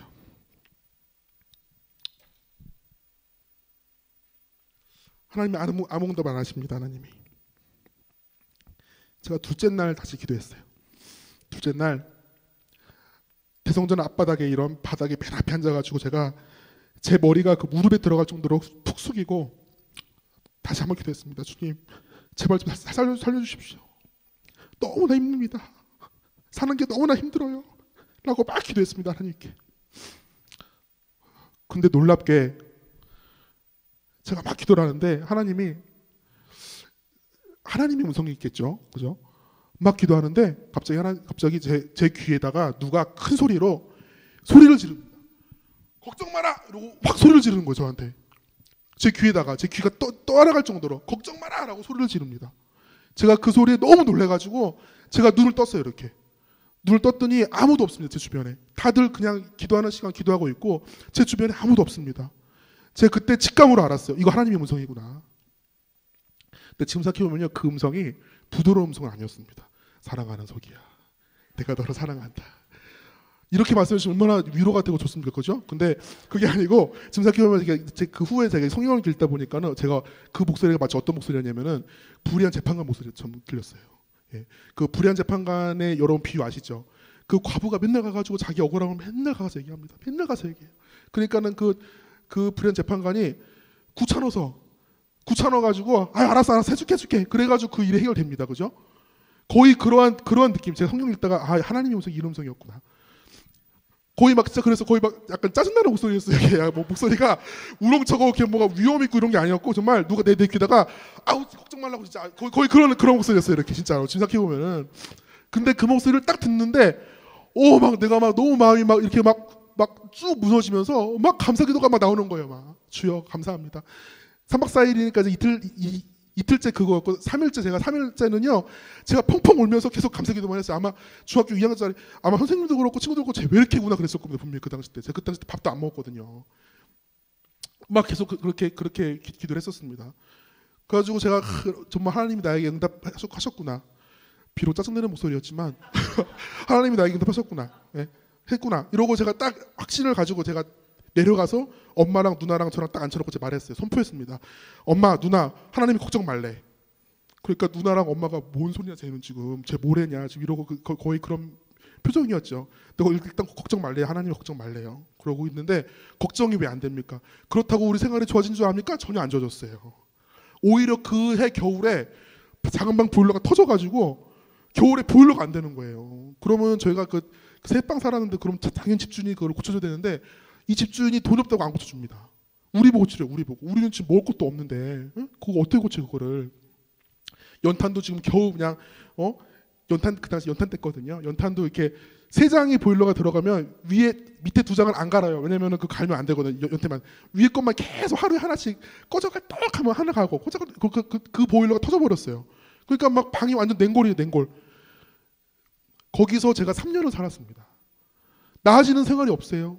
뭐가 밥이 더 먹는다든지 뭐가 수익이 더 있다든지 보일러 고쳐지면 좋은데 그렇지 않았어요. 한 겨울에 너무 추워가지고 또 그 집이 워낙 낡은 집이라 이렇게 벽사가 이렇게 벌어져 있는 집이에요. 그러면 겨울에 눈이 오면 눈보라가 집에 안으로 들어옵니다. 이렇게 들어와요. 그럼 저는 양말 2개 신고 잠바 입고 담요 이렇게 두르고 그 책상에서 이렇게 공부하고 있으면 옆에서 이렇게 바람이 슝슝 소리가 나면서 눈보라가 이렇게 칩니다. 이렇게 눈보라가 안으로 들어와요. 그럼 이렇게 종이로 막아놓으면 종이 떨어지고 또 막아놓으면 떨어지고 거기서 또 자고 먹고 그 생활을 제가 3년을 했습니다. 그 집에서. 여러분 상상이 안 가죠? 예. 제가 나이가 많은 사람이 아닙니다. 여러분. 나이 많은 사람이 아니에요. 이게 90년대의 일입니다. 90년대 일. 그렇게 막 생활했어요. 전혀 뭐 나아진 건 없습니다. 근데 중요한 거는 뭐냐면 제가 그렇게 기도를 하고 나서 하나님에 대한 그 신뢰가 딱 생기고 나서 제가 바뀐 게 뭐냐면 제 마음이었어요. 그때부터 제가 자족하고 감사하고 하나님의 나라를 구하는 사람이 되었습니다. 여전히 라면 타다 먹고 여전히 끝이 안 보이는 불안과 어두움 속이었어요. 그 생활은. 그렇지만 그래서 이러다가 우리 가족이 굶어 죽는 거 아닌가라는 늘 그런 두려움이 있었지만 그러한 생존 고민 앞에서도 달라진 거는 환경이 아니었고 제 마음이었더라는 것입니다. 생존의 고민은 늘 있었어요. 늘 있었지만 하나님께서 저에게 그 나라와 그 일을 먼저 구하는 법을 알려주신 겁니다. 그리고 나의 모든 고민은 주님께 맡기는 법을 저에게 알려줬다는 것이죠.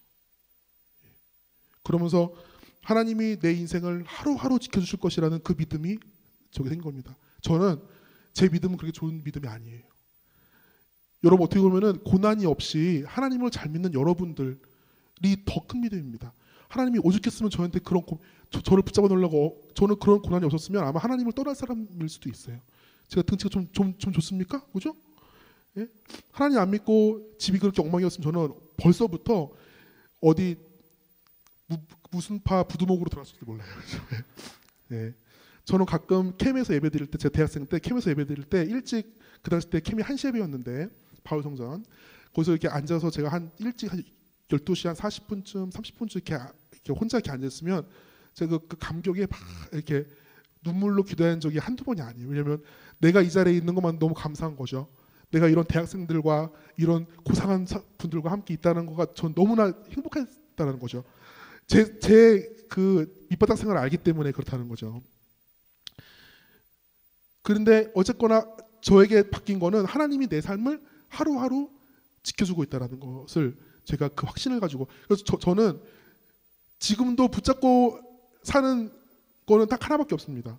하나님의 그 약속의 말씀. 걱정 마라. 걱정 마라. 너 걱정 마라. 그 걱정이 무엇입니까? 내 미래에 대한 걱정, 내 앞날에 대한 걱정. 걱정 말아라는 겁니다. 뭐 딴 거 없어요, 여러분. 하나님 믿고 사는 거 딴 거 없습니다. 거창한 뭐를 여러분 바라지를 마세요. 하나님을 믿는 거는요, 걱정하지 않는 삶입니다. 그래서 여러분, 제가 이제 대학교 1학년 때 어머님이 돌아가시고 나서 이제 등록금을 제가 100% 제가 이제 다 이제 그 조달을 해야 되는데 왜 이렇게 그 등록금 비싼지 저는 의과대학에 6년인지도 모르고 들어갔어요. 저는 저희 어머님이 저를 의사가 되고 싶어하는 마음이 있어가지고 저는 원래 수학교사가 꿈이었는데 어머님이 저를 의사 만들고 싶어하셔서 제가 의대를 들어갔어요.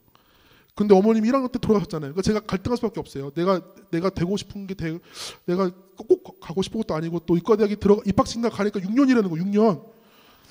왜 아무도 나한테 그 얘기 안 해준지 모르겠어요. 왜 나한테 아무도. 지금 무슨 국민학 초등학교도 아니고 6년이 뭡니까 이게? 우리 누나 보니까 뭐 4년 만에 졸업하던데. 그거 내가 막 저희 집 사정을 아니까 내가 이걸 다녀야 되나 말아야 되나. 등록금도 한두 푼도 아닌데 갈등을 늘 대학 내내 고민했어요. 그래서 어머님이 돌아가시고 나서 등록금을 막 벌고 이렇게 하면서 사실 주변을 둘러본 상황이 아니었어요. 나를 보기에도 힘들었거든요, 사실은. 근데 아까 말씀드린 대로 하나님이 그 모든 미래를 하나님이 다 걱정 말아라고 책임져 주시기라는 말씀을 저는 믿었습니다. 그렇게 믿고 하루하루를 살다 보니 하나님께 저에게 하나님의 나라와 의를 구하는 마음을 주셨고 저에게 선교라는 아주 귀한 마인드를 주셨어요. 그래서 제가 대학 2학년 때 월드미션을 가게 됩니다. 할렐루야. 없는 돈 털어가지고 가게 됩니다. 물론 다 옆에서 후원 받고 막 그렇게 했죠. 그리고 여러분 저는 한 번도 캠을 떠나본 적이 없어요. CL, SL, 뭐 교구, 팀, 뭐 하여튼 뭐 별별 일을 다 하고 캠에서 막 일을 하고 간사훈련까지도 받고요. 그리고 또 제가 멀슈쉽이라는 그런 선교단체가 있습니다. 그런 선교단체에서 직접 제가 그 선교단체 들어가서 발론티어로 일하면서 선교단체 일을 하고 또 선교한국 거기 그 선교훈련 프로그램에 들어가서 또 선교훈련도 막 같이 하고 우리 교회에 있는 그 10대 선교사 훈련이 있어요. 샘스쿨이라는 거기 또 가가지고 또 막 강의하고 또 같이 애들이랑 훈련하고 그리고 지금도 하고 있지만 우리 교회 순복음 그 선교훈련원 거기 가서 또 같이 훈련하고 강의하고 그러고 있습니다. 그리고 또 여러 가지 그런 활동을 그렇게 하고 있죠. 그렇게 제가 할 수 있었던 건 뭐냐면 제 환경이 나아져서가 아닙니다. 저는 여전히 힘들었고 가난에 허덕였고 조급함의 연속이었어요. 근데 그런 상황 때 하나님이 주셨던 것들을 하나하나 해왔던 것이 지금까지 이어져 오고 있다는 것입니다. 여러분 진정한 믿음이라고 하는 거는요. 하나님께 내 미래를 맡겨드리고 현재 이 시간 이 자리에서 하나님의 뜻을 실천하면서 사는 것이 하나님을 믿는 믿음이라는 것입니다. 미래에 내가 그 무엇이 돼가지고 하나님께 영광 돌리겠다는 말로 내가 현재 하나님의 뜻을 이루며 사는 것을 자꾸 미루는 거는요. 그거는 여러분 하나님의 뜻이 아닌 겁니다. 그런 사람은 영원히 하나님의 뜻을 이루지 못합니다. 그런 생활을 하는 사람이 말하는 비전이라고 하는 거는요, 세상 사람들의 야망과 다를 것이 없어요. 다를 것이 없습니다. 저는 주변에 의사들이 많아요. 뭐 당연하겠죠, 그죠? 예. 의사들이 많고, 그리고 또 그 외에 다른 사회적으로 성공한 사람들이 제 주변에 굉장히 많습니다. 많아요. 그러면 또 그 중에도 크리스천들이 많이 있어요. 그러면 이게 막 그런 간증을 합니다. 막 어떻게 하나님께 영광 돌리고 막 그러면 그 얘기를 들으면 특히 우리 젊은 사람들은 그 얘기를 듣고 막 이렇게 도전을 받아요. 나도 저 사람처럼 사업에 성공해가지고 하나님께 영광 돌려야지. 나도 저 사람처럼 저렇게 큰 높은 자리에 올라가서 영광 돌려야지. 막 그 뜨거운 열정, 그 열정이 나쁜 게 아닙니다. 그 열정이 막 마음속에 이렇게 있어요. 나도 저런 위치에 올라가서 저렇게 하나님께 영광 돌리겠다고 생각을 합니다. 그죠? 사업을 해가지고 많이 돈을 벌어가지고 11조를 막 한 달에 막 10억씩 해가지고 교회도 세우겠다. 막 이런 말 많이 합니다. 막 그죠? 그리고 뭐 훌륭한 의사가 돼가지고 막 인수를 베풀고 의료봉사 나가고 막 하겠다고 말 많이 합니다. 신실한 정치인이 돼가지고 이 썩어빠진 사회를 내가 꼭 바꾸겠다 막 말 엄청 하죠, 그죠? 교사가 돼가지고 하나님께 말씀을 막 증거하겠다 막 별 얘기를 다 합니다, 그죠? 그죠? 그래서 자신의 미래에 어떤 모습이 딱 되면 그것으로 내가 하나님께 영광 돌리겠다라고 말 엄청 합니다, 말 엄청 해요, 그죠? 지금도 말 엄청 합니다, 그렇게만 된다면 주여 제가 그렇게만 된다면 제가 반드시 하겠습니다, 계속 말해요, 이렇게. 제가 예언 하나 하지만 절대 못합니다. 지금부터 못하면 절대 못해요. 제 아는 후배가 그런 애가 있었어요. 자기가 사업을 해가지고 이게 돈의 밝은 애예요. 사업을 해가지고 한 달에 10억씩 자기가 11조를 해가지고 막 선교지에다가 막 한 달에 막 교회 하나씩 자기가 막 세우겠다는 거예요. 제가 그 얘기를 들은 지가 벌써 15년 전이에요. 15년 전. 근데 그랬어요. 그 친구한테 정말 그러냐고. 너의 꿈이 꼭 이루어지길 바란다. 자기는 꼭 할 거래요. 근데 그랬어요. 그러면 지금 당장 한 달에 10,000원씩 저 북한 어린이를 돕기 위해서 한 달에 10,000원씩 좀 내라고. 그랬더니 그 친구 하는 말이 지금은 안 된대요. 돈이 없어서.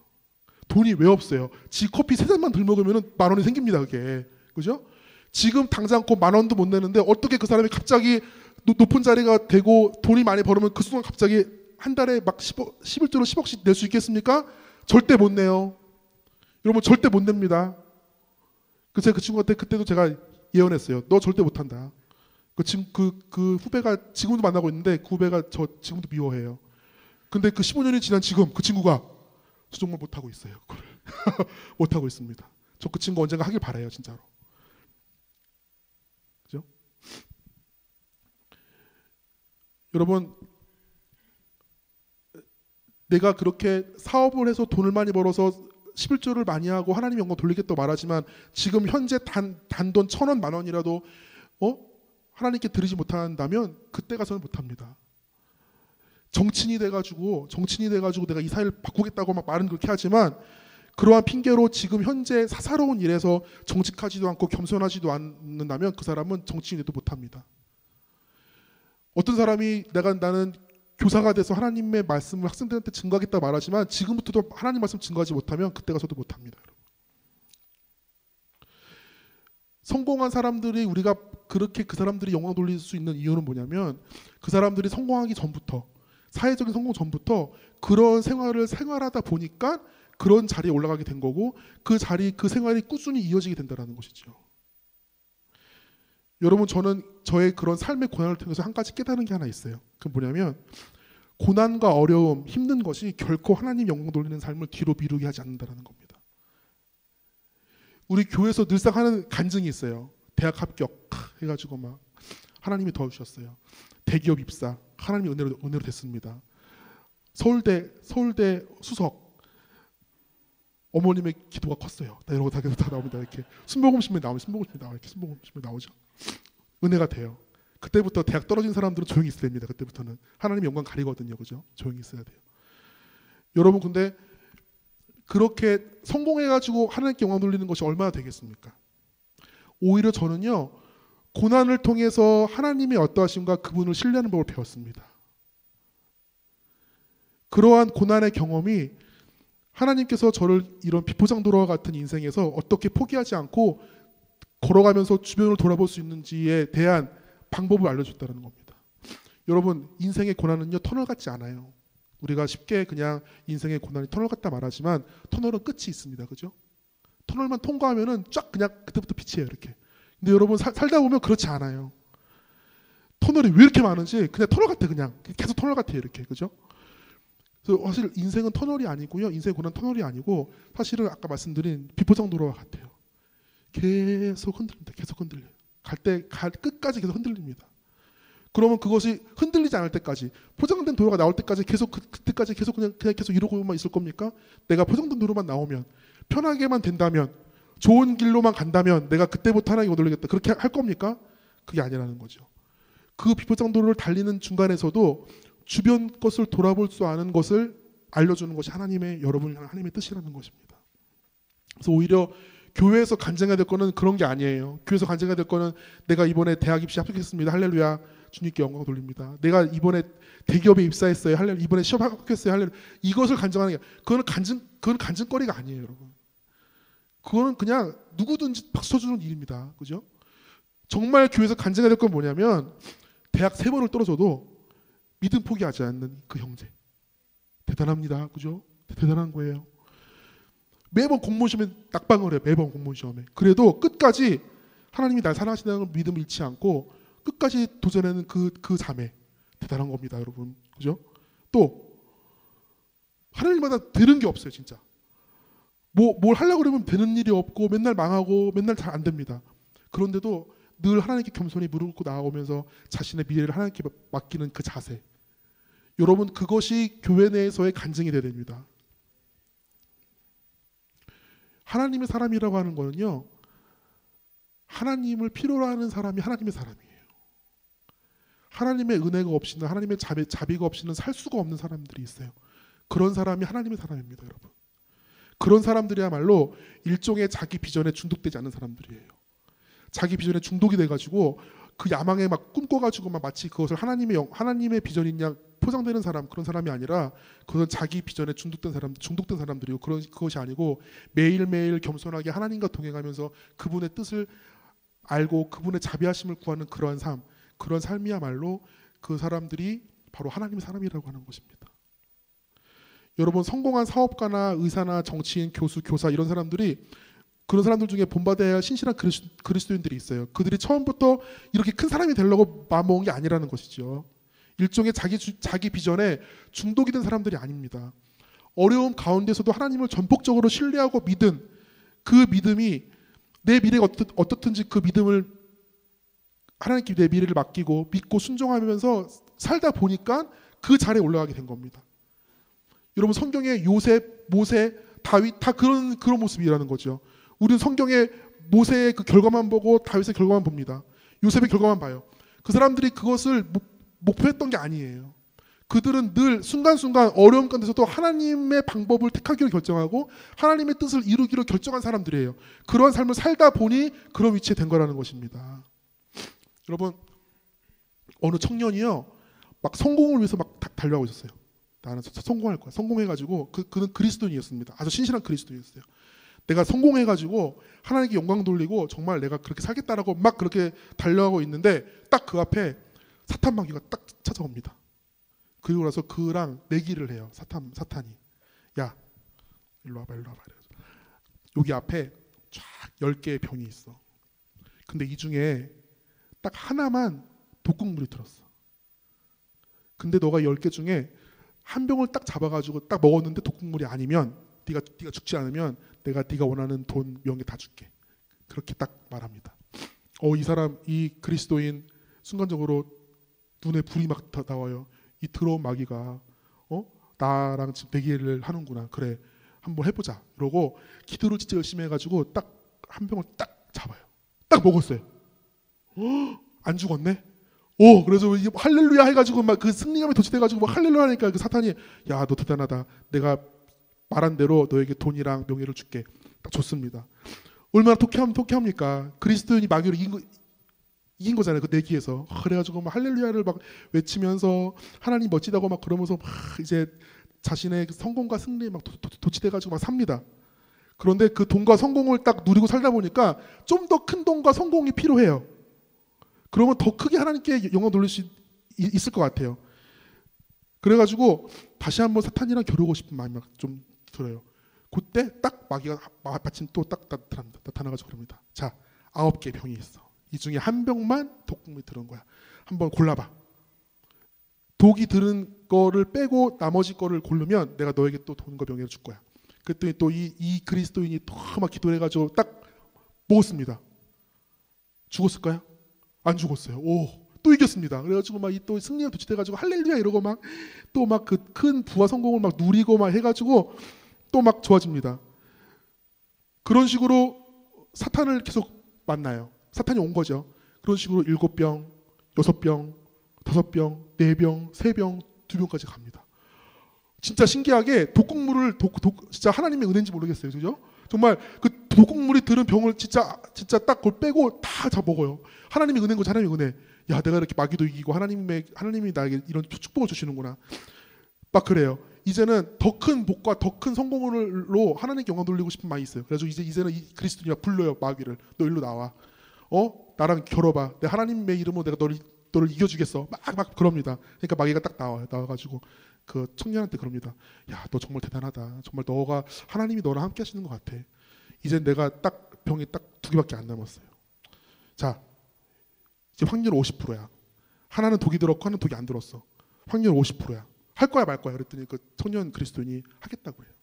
청년 그리스도인이 열심히 기도합니다. 열심히 기도. 주여, 이것만 성공하면 진짜 완전 이제 이거 성공하면 완전 대박이고 대박. 와, 기도하고 막 그럽니다. 그래가지고 정말 기도 열심히 해가지고 둘 중에 한 병을 딱 들어요. 들고 먹습니다.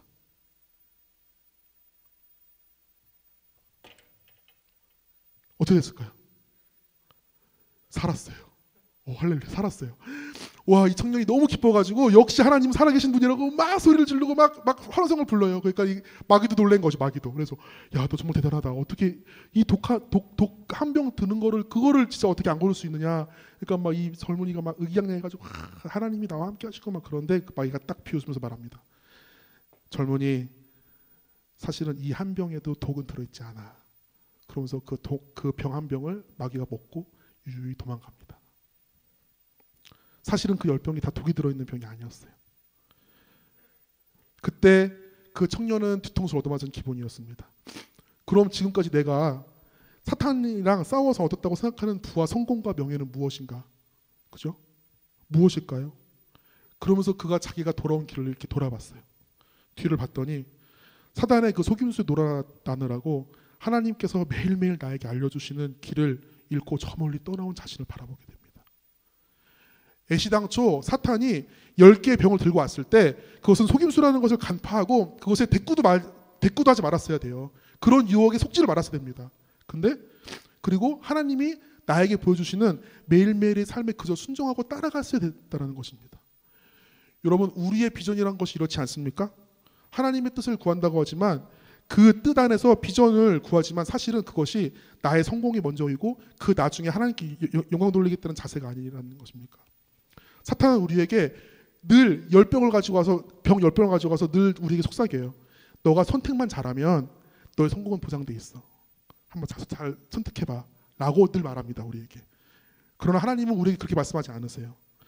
너가 어떤 선택을 하든지 매일매일의 삶에 하나님의 뜻을 쫓는 삶을 산다면 이미 그것이 너의 비전을 이루는 것이다라고 말씀하고 있습니다. 여러분, 우리가 하나님의 나라를 먼저 구하고 그 나라를 먼저 구한다면 여러분이 직업이 무엇이든지 나쁜 일만 아니면 무엇을 선택하든지 언제나 하나님의 뜻을 행하고 있는 것입니다. 여러분, 하나님의 나라를 구하는 그거 자체가 하나님의 뜻이기 때문이라는 거죠. 우리는요, 우리가 어떤 직업 우리가 어떤 길 선택할 우리 자유가 있어요. 하나님이 우리에게 그런 자유를 주셨습니다. 어떻게 결정하든 하나님이 나와 함께 하신다는 확신만 있으면 됩니다. 여러분, 그죠? 그러면 우리 길은 쉬워요. 그죠? 우리 길은 쉬워요. 여러분이 가진 달란트가 있습니다. 여러분이 하고 싶은 어떤 그 무엇이 있어요. 하세요. 여러분. 괜찮습니다. 목회자가 되는 것만이 하나님이 일을 하는 것이 아니에요. 간사가 되는 것만이 하나님이 일을 하는 것이 아닙니다. 어떤 특정한 직업이 하나님이 하는 일이 아니에요. 여러분, 거의 자유하시기 바랍니다. 다만 내가 내 삶이 매일매일 하나님께 맡겨지고 하나님이 내 삶을 주장하시고 그리고 그 하나님의 내 미래를 하나님께 맡기겠다라는 그 자세만 있다면, 하나님의 나라와 의를 내가 매일매일 구하겠다는 그 자세만 있다면 여러분은 어떤 선택을 해도 다 좋다라는 것입니다. 여러분, 살아보면 아시겠지만요, 우리에 대한 인생을 계획이 하나님께는 가지고 계시긴 합니다.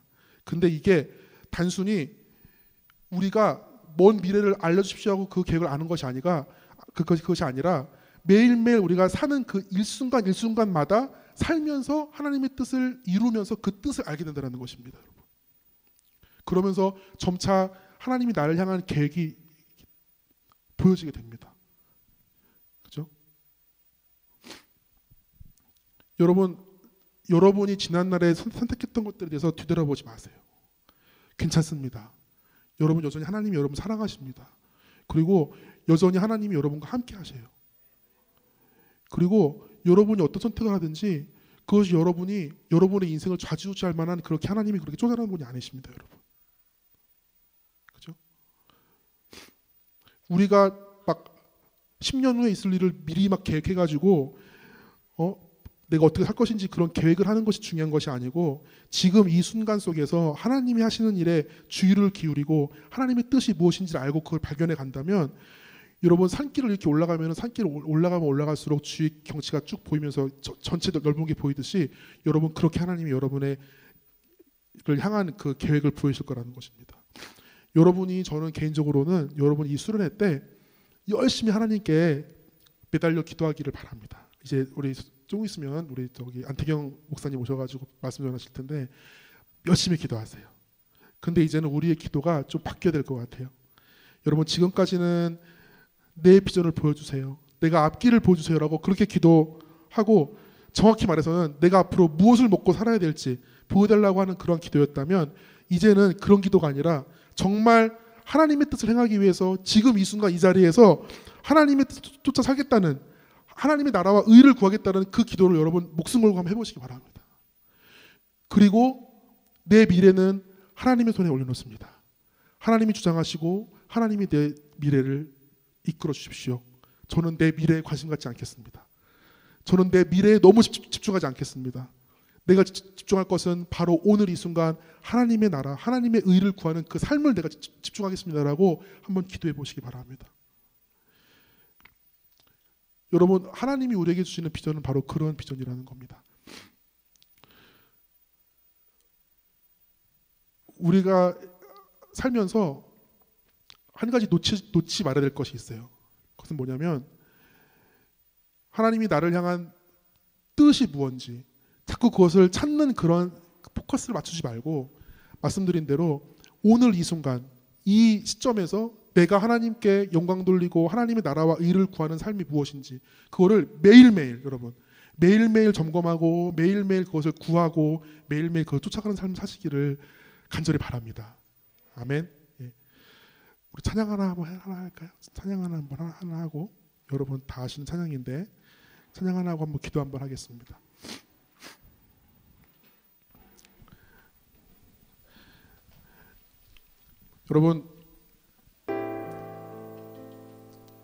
여러분 사랑합니다. 그리고 축복합니다. 여러분의 삶 하나님의 손에 있습니다. 여러분 그것만큼 놀라운 일이 없어요. 여러분 두려워하지 마세요. 뭐가 두렵습니까? 여러분의 미래가 하나님의 손에 있습니다. 만물을 창조하시고 말씀으로 이 만물을 지으신 그분의 손에 여러분의 인생이 올려 있습니다. 왜 걱정하세요? 왜 아직도 두려움 속에서 내 미래를 걱정하는 기도를 하고 있습니까? 여러분 그 나의 삶을 주님께 맡기세요. 이제는 주님께 내 삶을 맡긴다는 게 이제는 부담이 아니죠. 그죠? 얼마나 기쁜지 모르겠어요. 나의 불확실한 인생을 하나님이 확실하게 맡아주신다는 겁니다. 내 인생을 맡깁니다. 내 인생을 하나님의 손에 올려놓습니다. 나의 주님께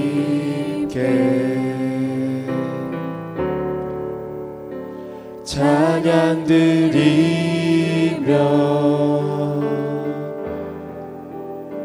그 크신 사랑 주님께 감사해. 어둠 속에 찾아오셔서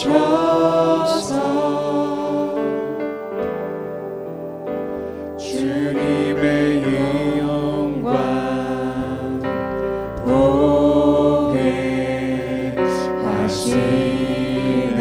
의심하는 나를 손 내밀어 잡아주시네.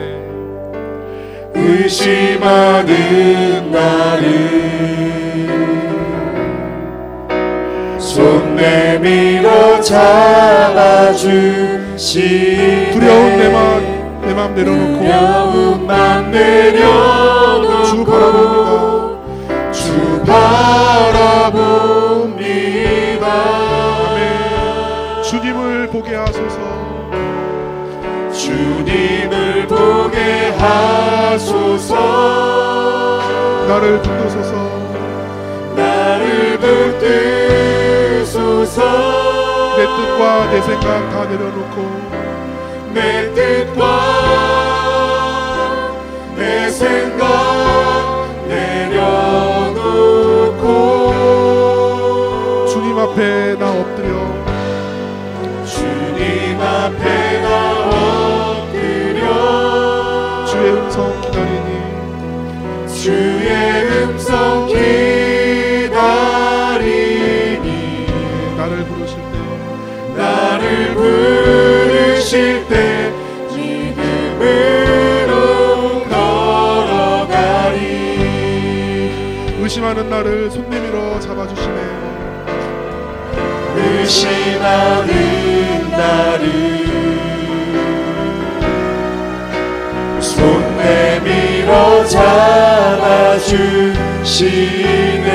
두려운 마음 내려놓고 두려움만 내려놓고 주 바라봅니다. 우리 손을 들고 찬양합시다. 주님을 보게 하시옵소서. 주님을 보게 하소서. 나를 붙드소서. 내 뜻과 내 생각 내려놓고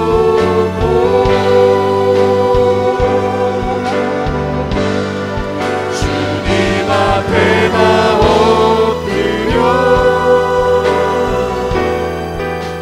주의 음성 기다리니 나를 부르시는 믿음으로 한 번 더 고백합시다. 주님을 보게 하소서. 아멘. 주님을 보게 하소서. 나를 붙드소서. 내 뜻과 내 생각 내려놓고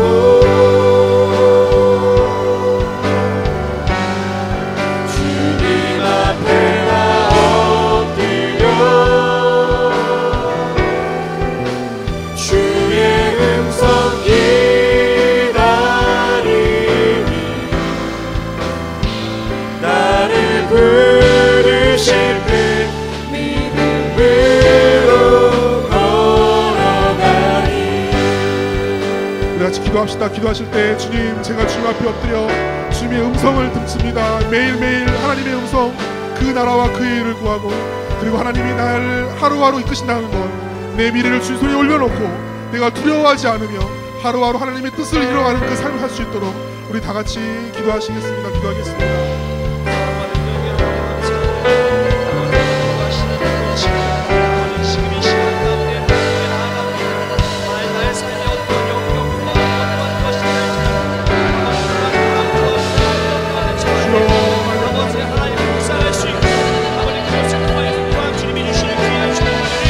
아버지 하나님께서 저희를 하나님께 올려놓고 하나님을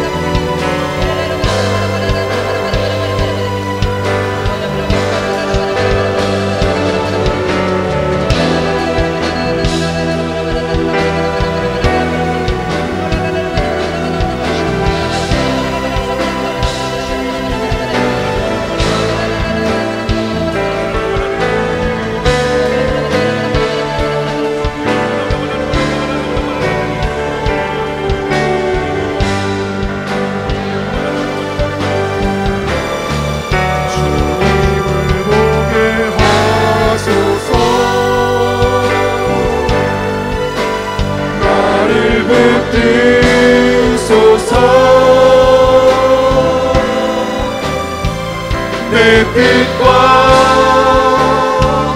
내 생각 내려놓고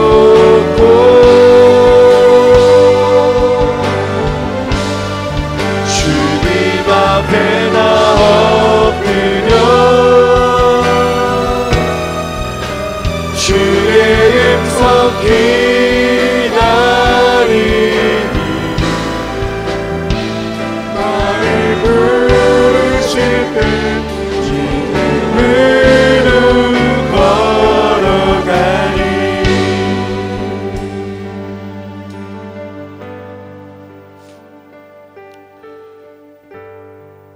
하나님 축복합니다. 우리 사랑하고 사랑하는 우리 캐머들을 하나님 축복하고 축복합니다. 하나님 우리 캐머들의 삶을 주님 손에 편팔로 안아주시고 하나님 편애하시는 하나님 우리 캐머들을 편애하시고 하나님 그의 삶을 영원토록 온 미래까지 주님께서 붙들어 주시기를 간절히 바랍고 원합니다. 하나님 그렇게 주님의 안전한 손에 하나님의 그 확실한 손에 우리의 삶을 올려놓은 우리의 모든 미래를 올려놓은 우리 캐머들 하나님 하루하루 사는 그 하나님이 주신 그 삶 가운데에 하나님의 나라와 의를 구하고 하나님의 뜻을 오늘 이 순간 하루하루 그날 이루어가며 살기를 결심하고 기도하였사오니 주님 그들의 모든 미래와 이들의 모든 삶을 주께서 축복하여 주시옵시고 하나님 우리 이들의 삶을 통하여 하나님의 놀라운 것들을 행하시기를 간절히 바라고 원합니다. 이제 우리가 바라는 것은 우리의 먼 미래가 아닙니다. 하나님께서 나에게 주시는 이 오늘 하루의 삶을 통하여 하나님께서 나에게 받으시고자 하시는 영광이 무엇인지 그리고 내가 하나님께서 주신 이 하루의 호흡을 통하여 하나님의 나라와 하나님의 의를 드러내고 그것을 뜻을 이루어가는 삶이 무엇인지를 아버지여 우리가 목숨 걸고 기도하고 배가 끊어지는 그런 아버지 간절함으로 기도하며 하루하루를 주님께 올려놓고 살 수 있도록 인도하여 주시옵소서. 아버지 그럴 때에 우리의 미래는 하나님의 그 확실한 손에 올려놓습니다. 아버지 그럴 때에 아버지의 우리의 모든 걱정과 두려움과 먼 미래에 대한 막연한 불안감은 하나님 손에서 이미 없어진 줄 믿습니다. 아버지 가장 확실하고 가장 전능하시고 가장 부유하시고 가장 능력이 크시는 그 하나님 손에 내 삶이 붙들려 있습니다. 두려워하지 않습니다. 먼 미래 때문에 두려움으로 간구하지 아니하고 먼 미래 때문에 이제는 아버지 하나님 걱정함으로 간구하는 것이 아니라 오늘 하루 하나님께서 주시는 그 놀라운 은혜 가운데 하나님의 뜻을 이뤄가는 삶 살 수 있도록 아버지 인도하여 주시옵소서. 우리 캐머들을 축복합니다. 하나님 아버지 남은 시간 동안에도 남은 수련의 모든 기간 동안에도 하나님의 놀라운 은혜가 넘칠 수 있도록 아버지 인도하여 주시옵소서. 아버지 감사드리오며 예수 그리스도 이름으로 기도드렸습니다.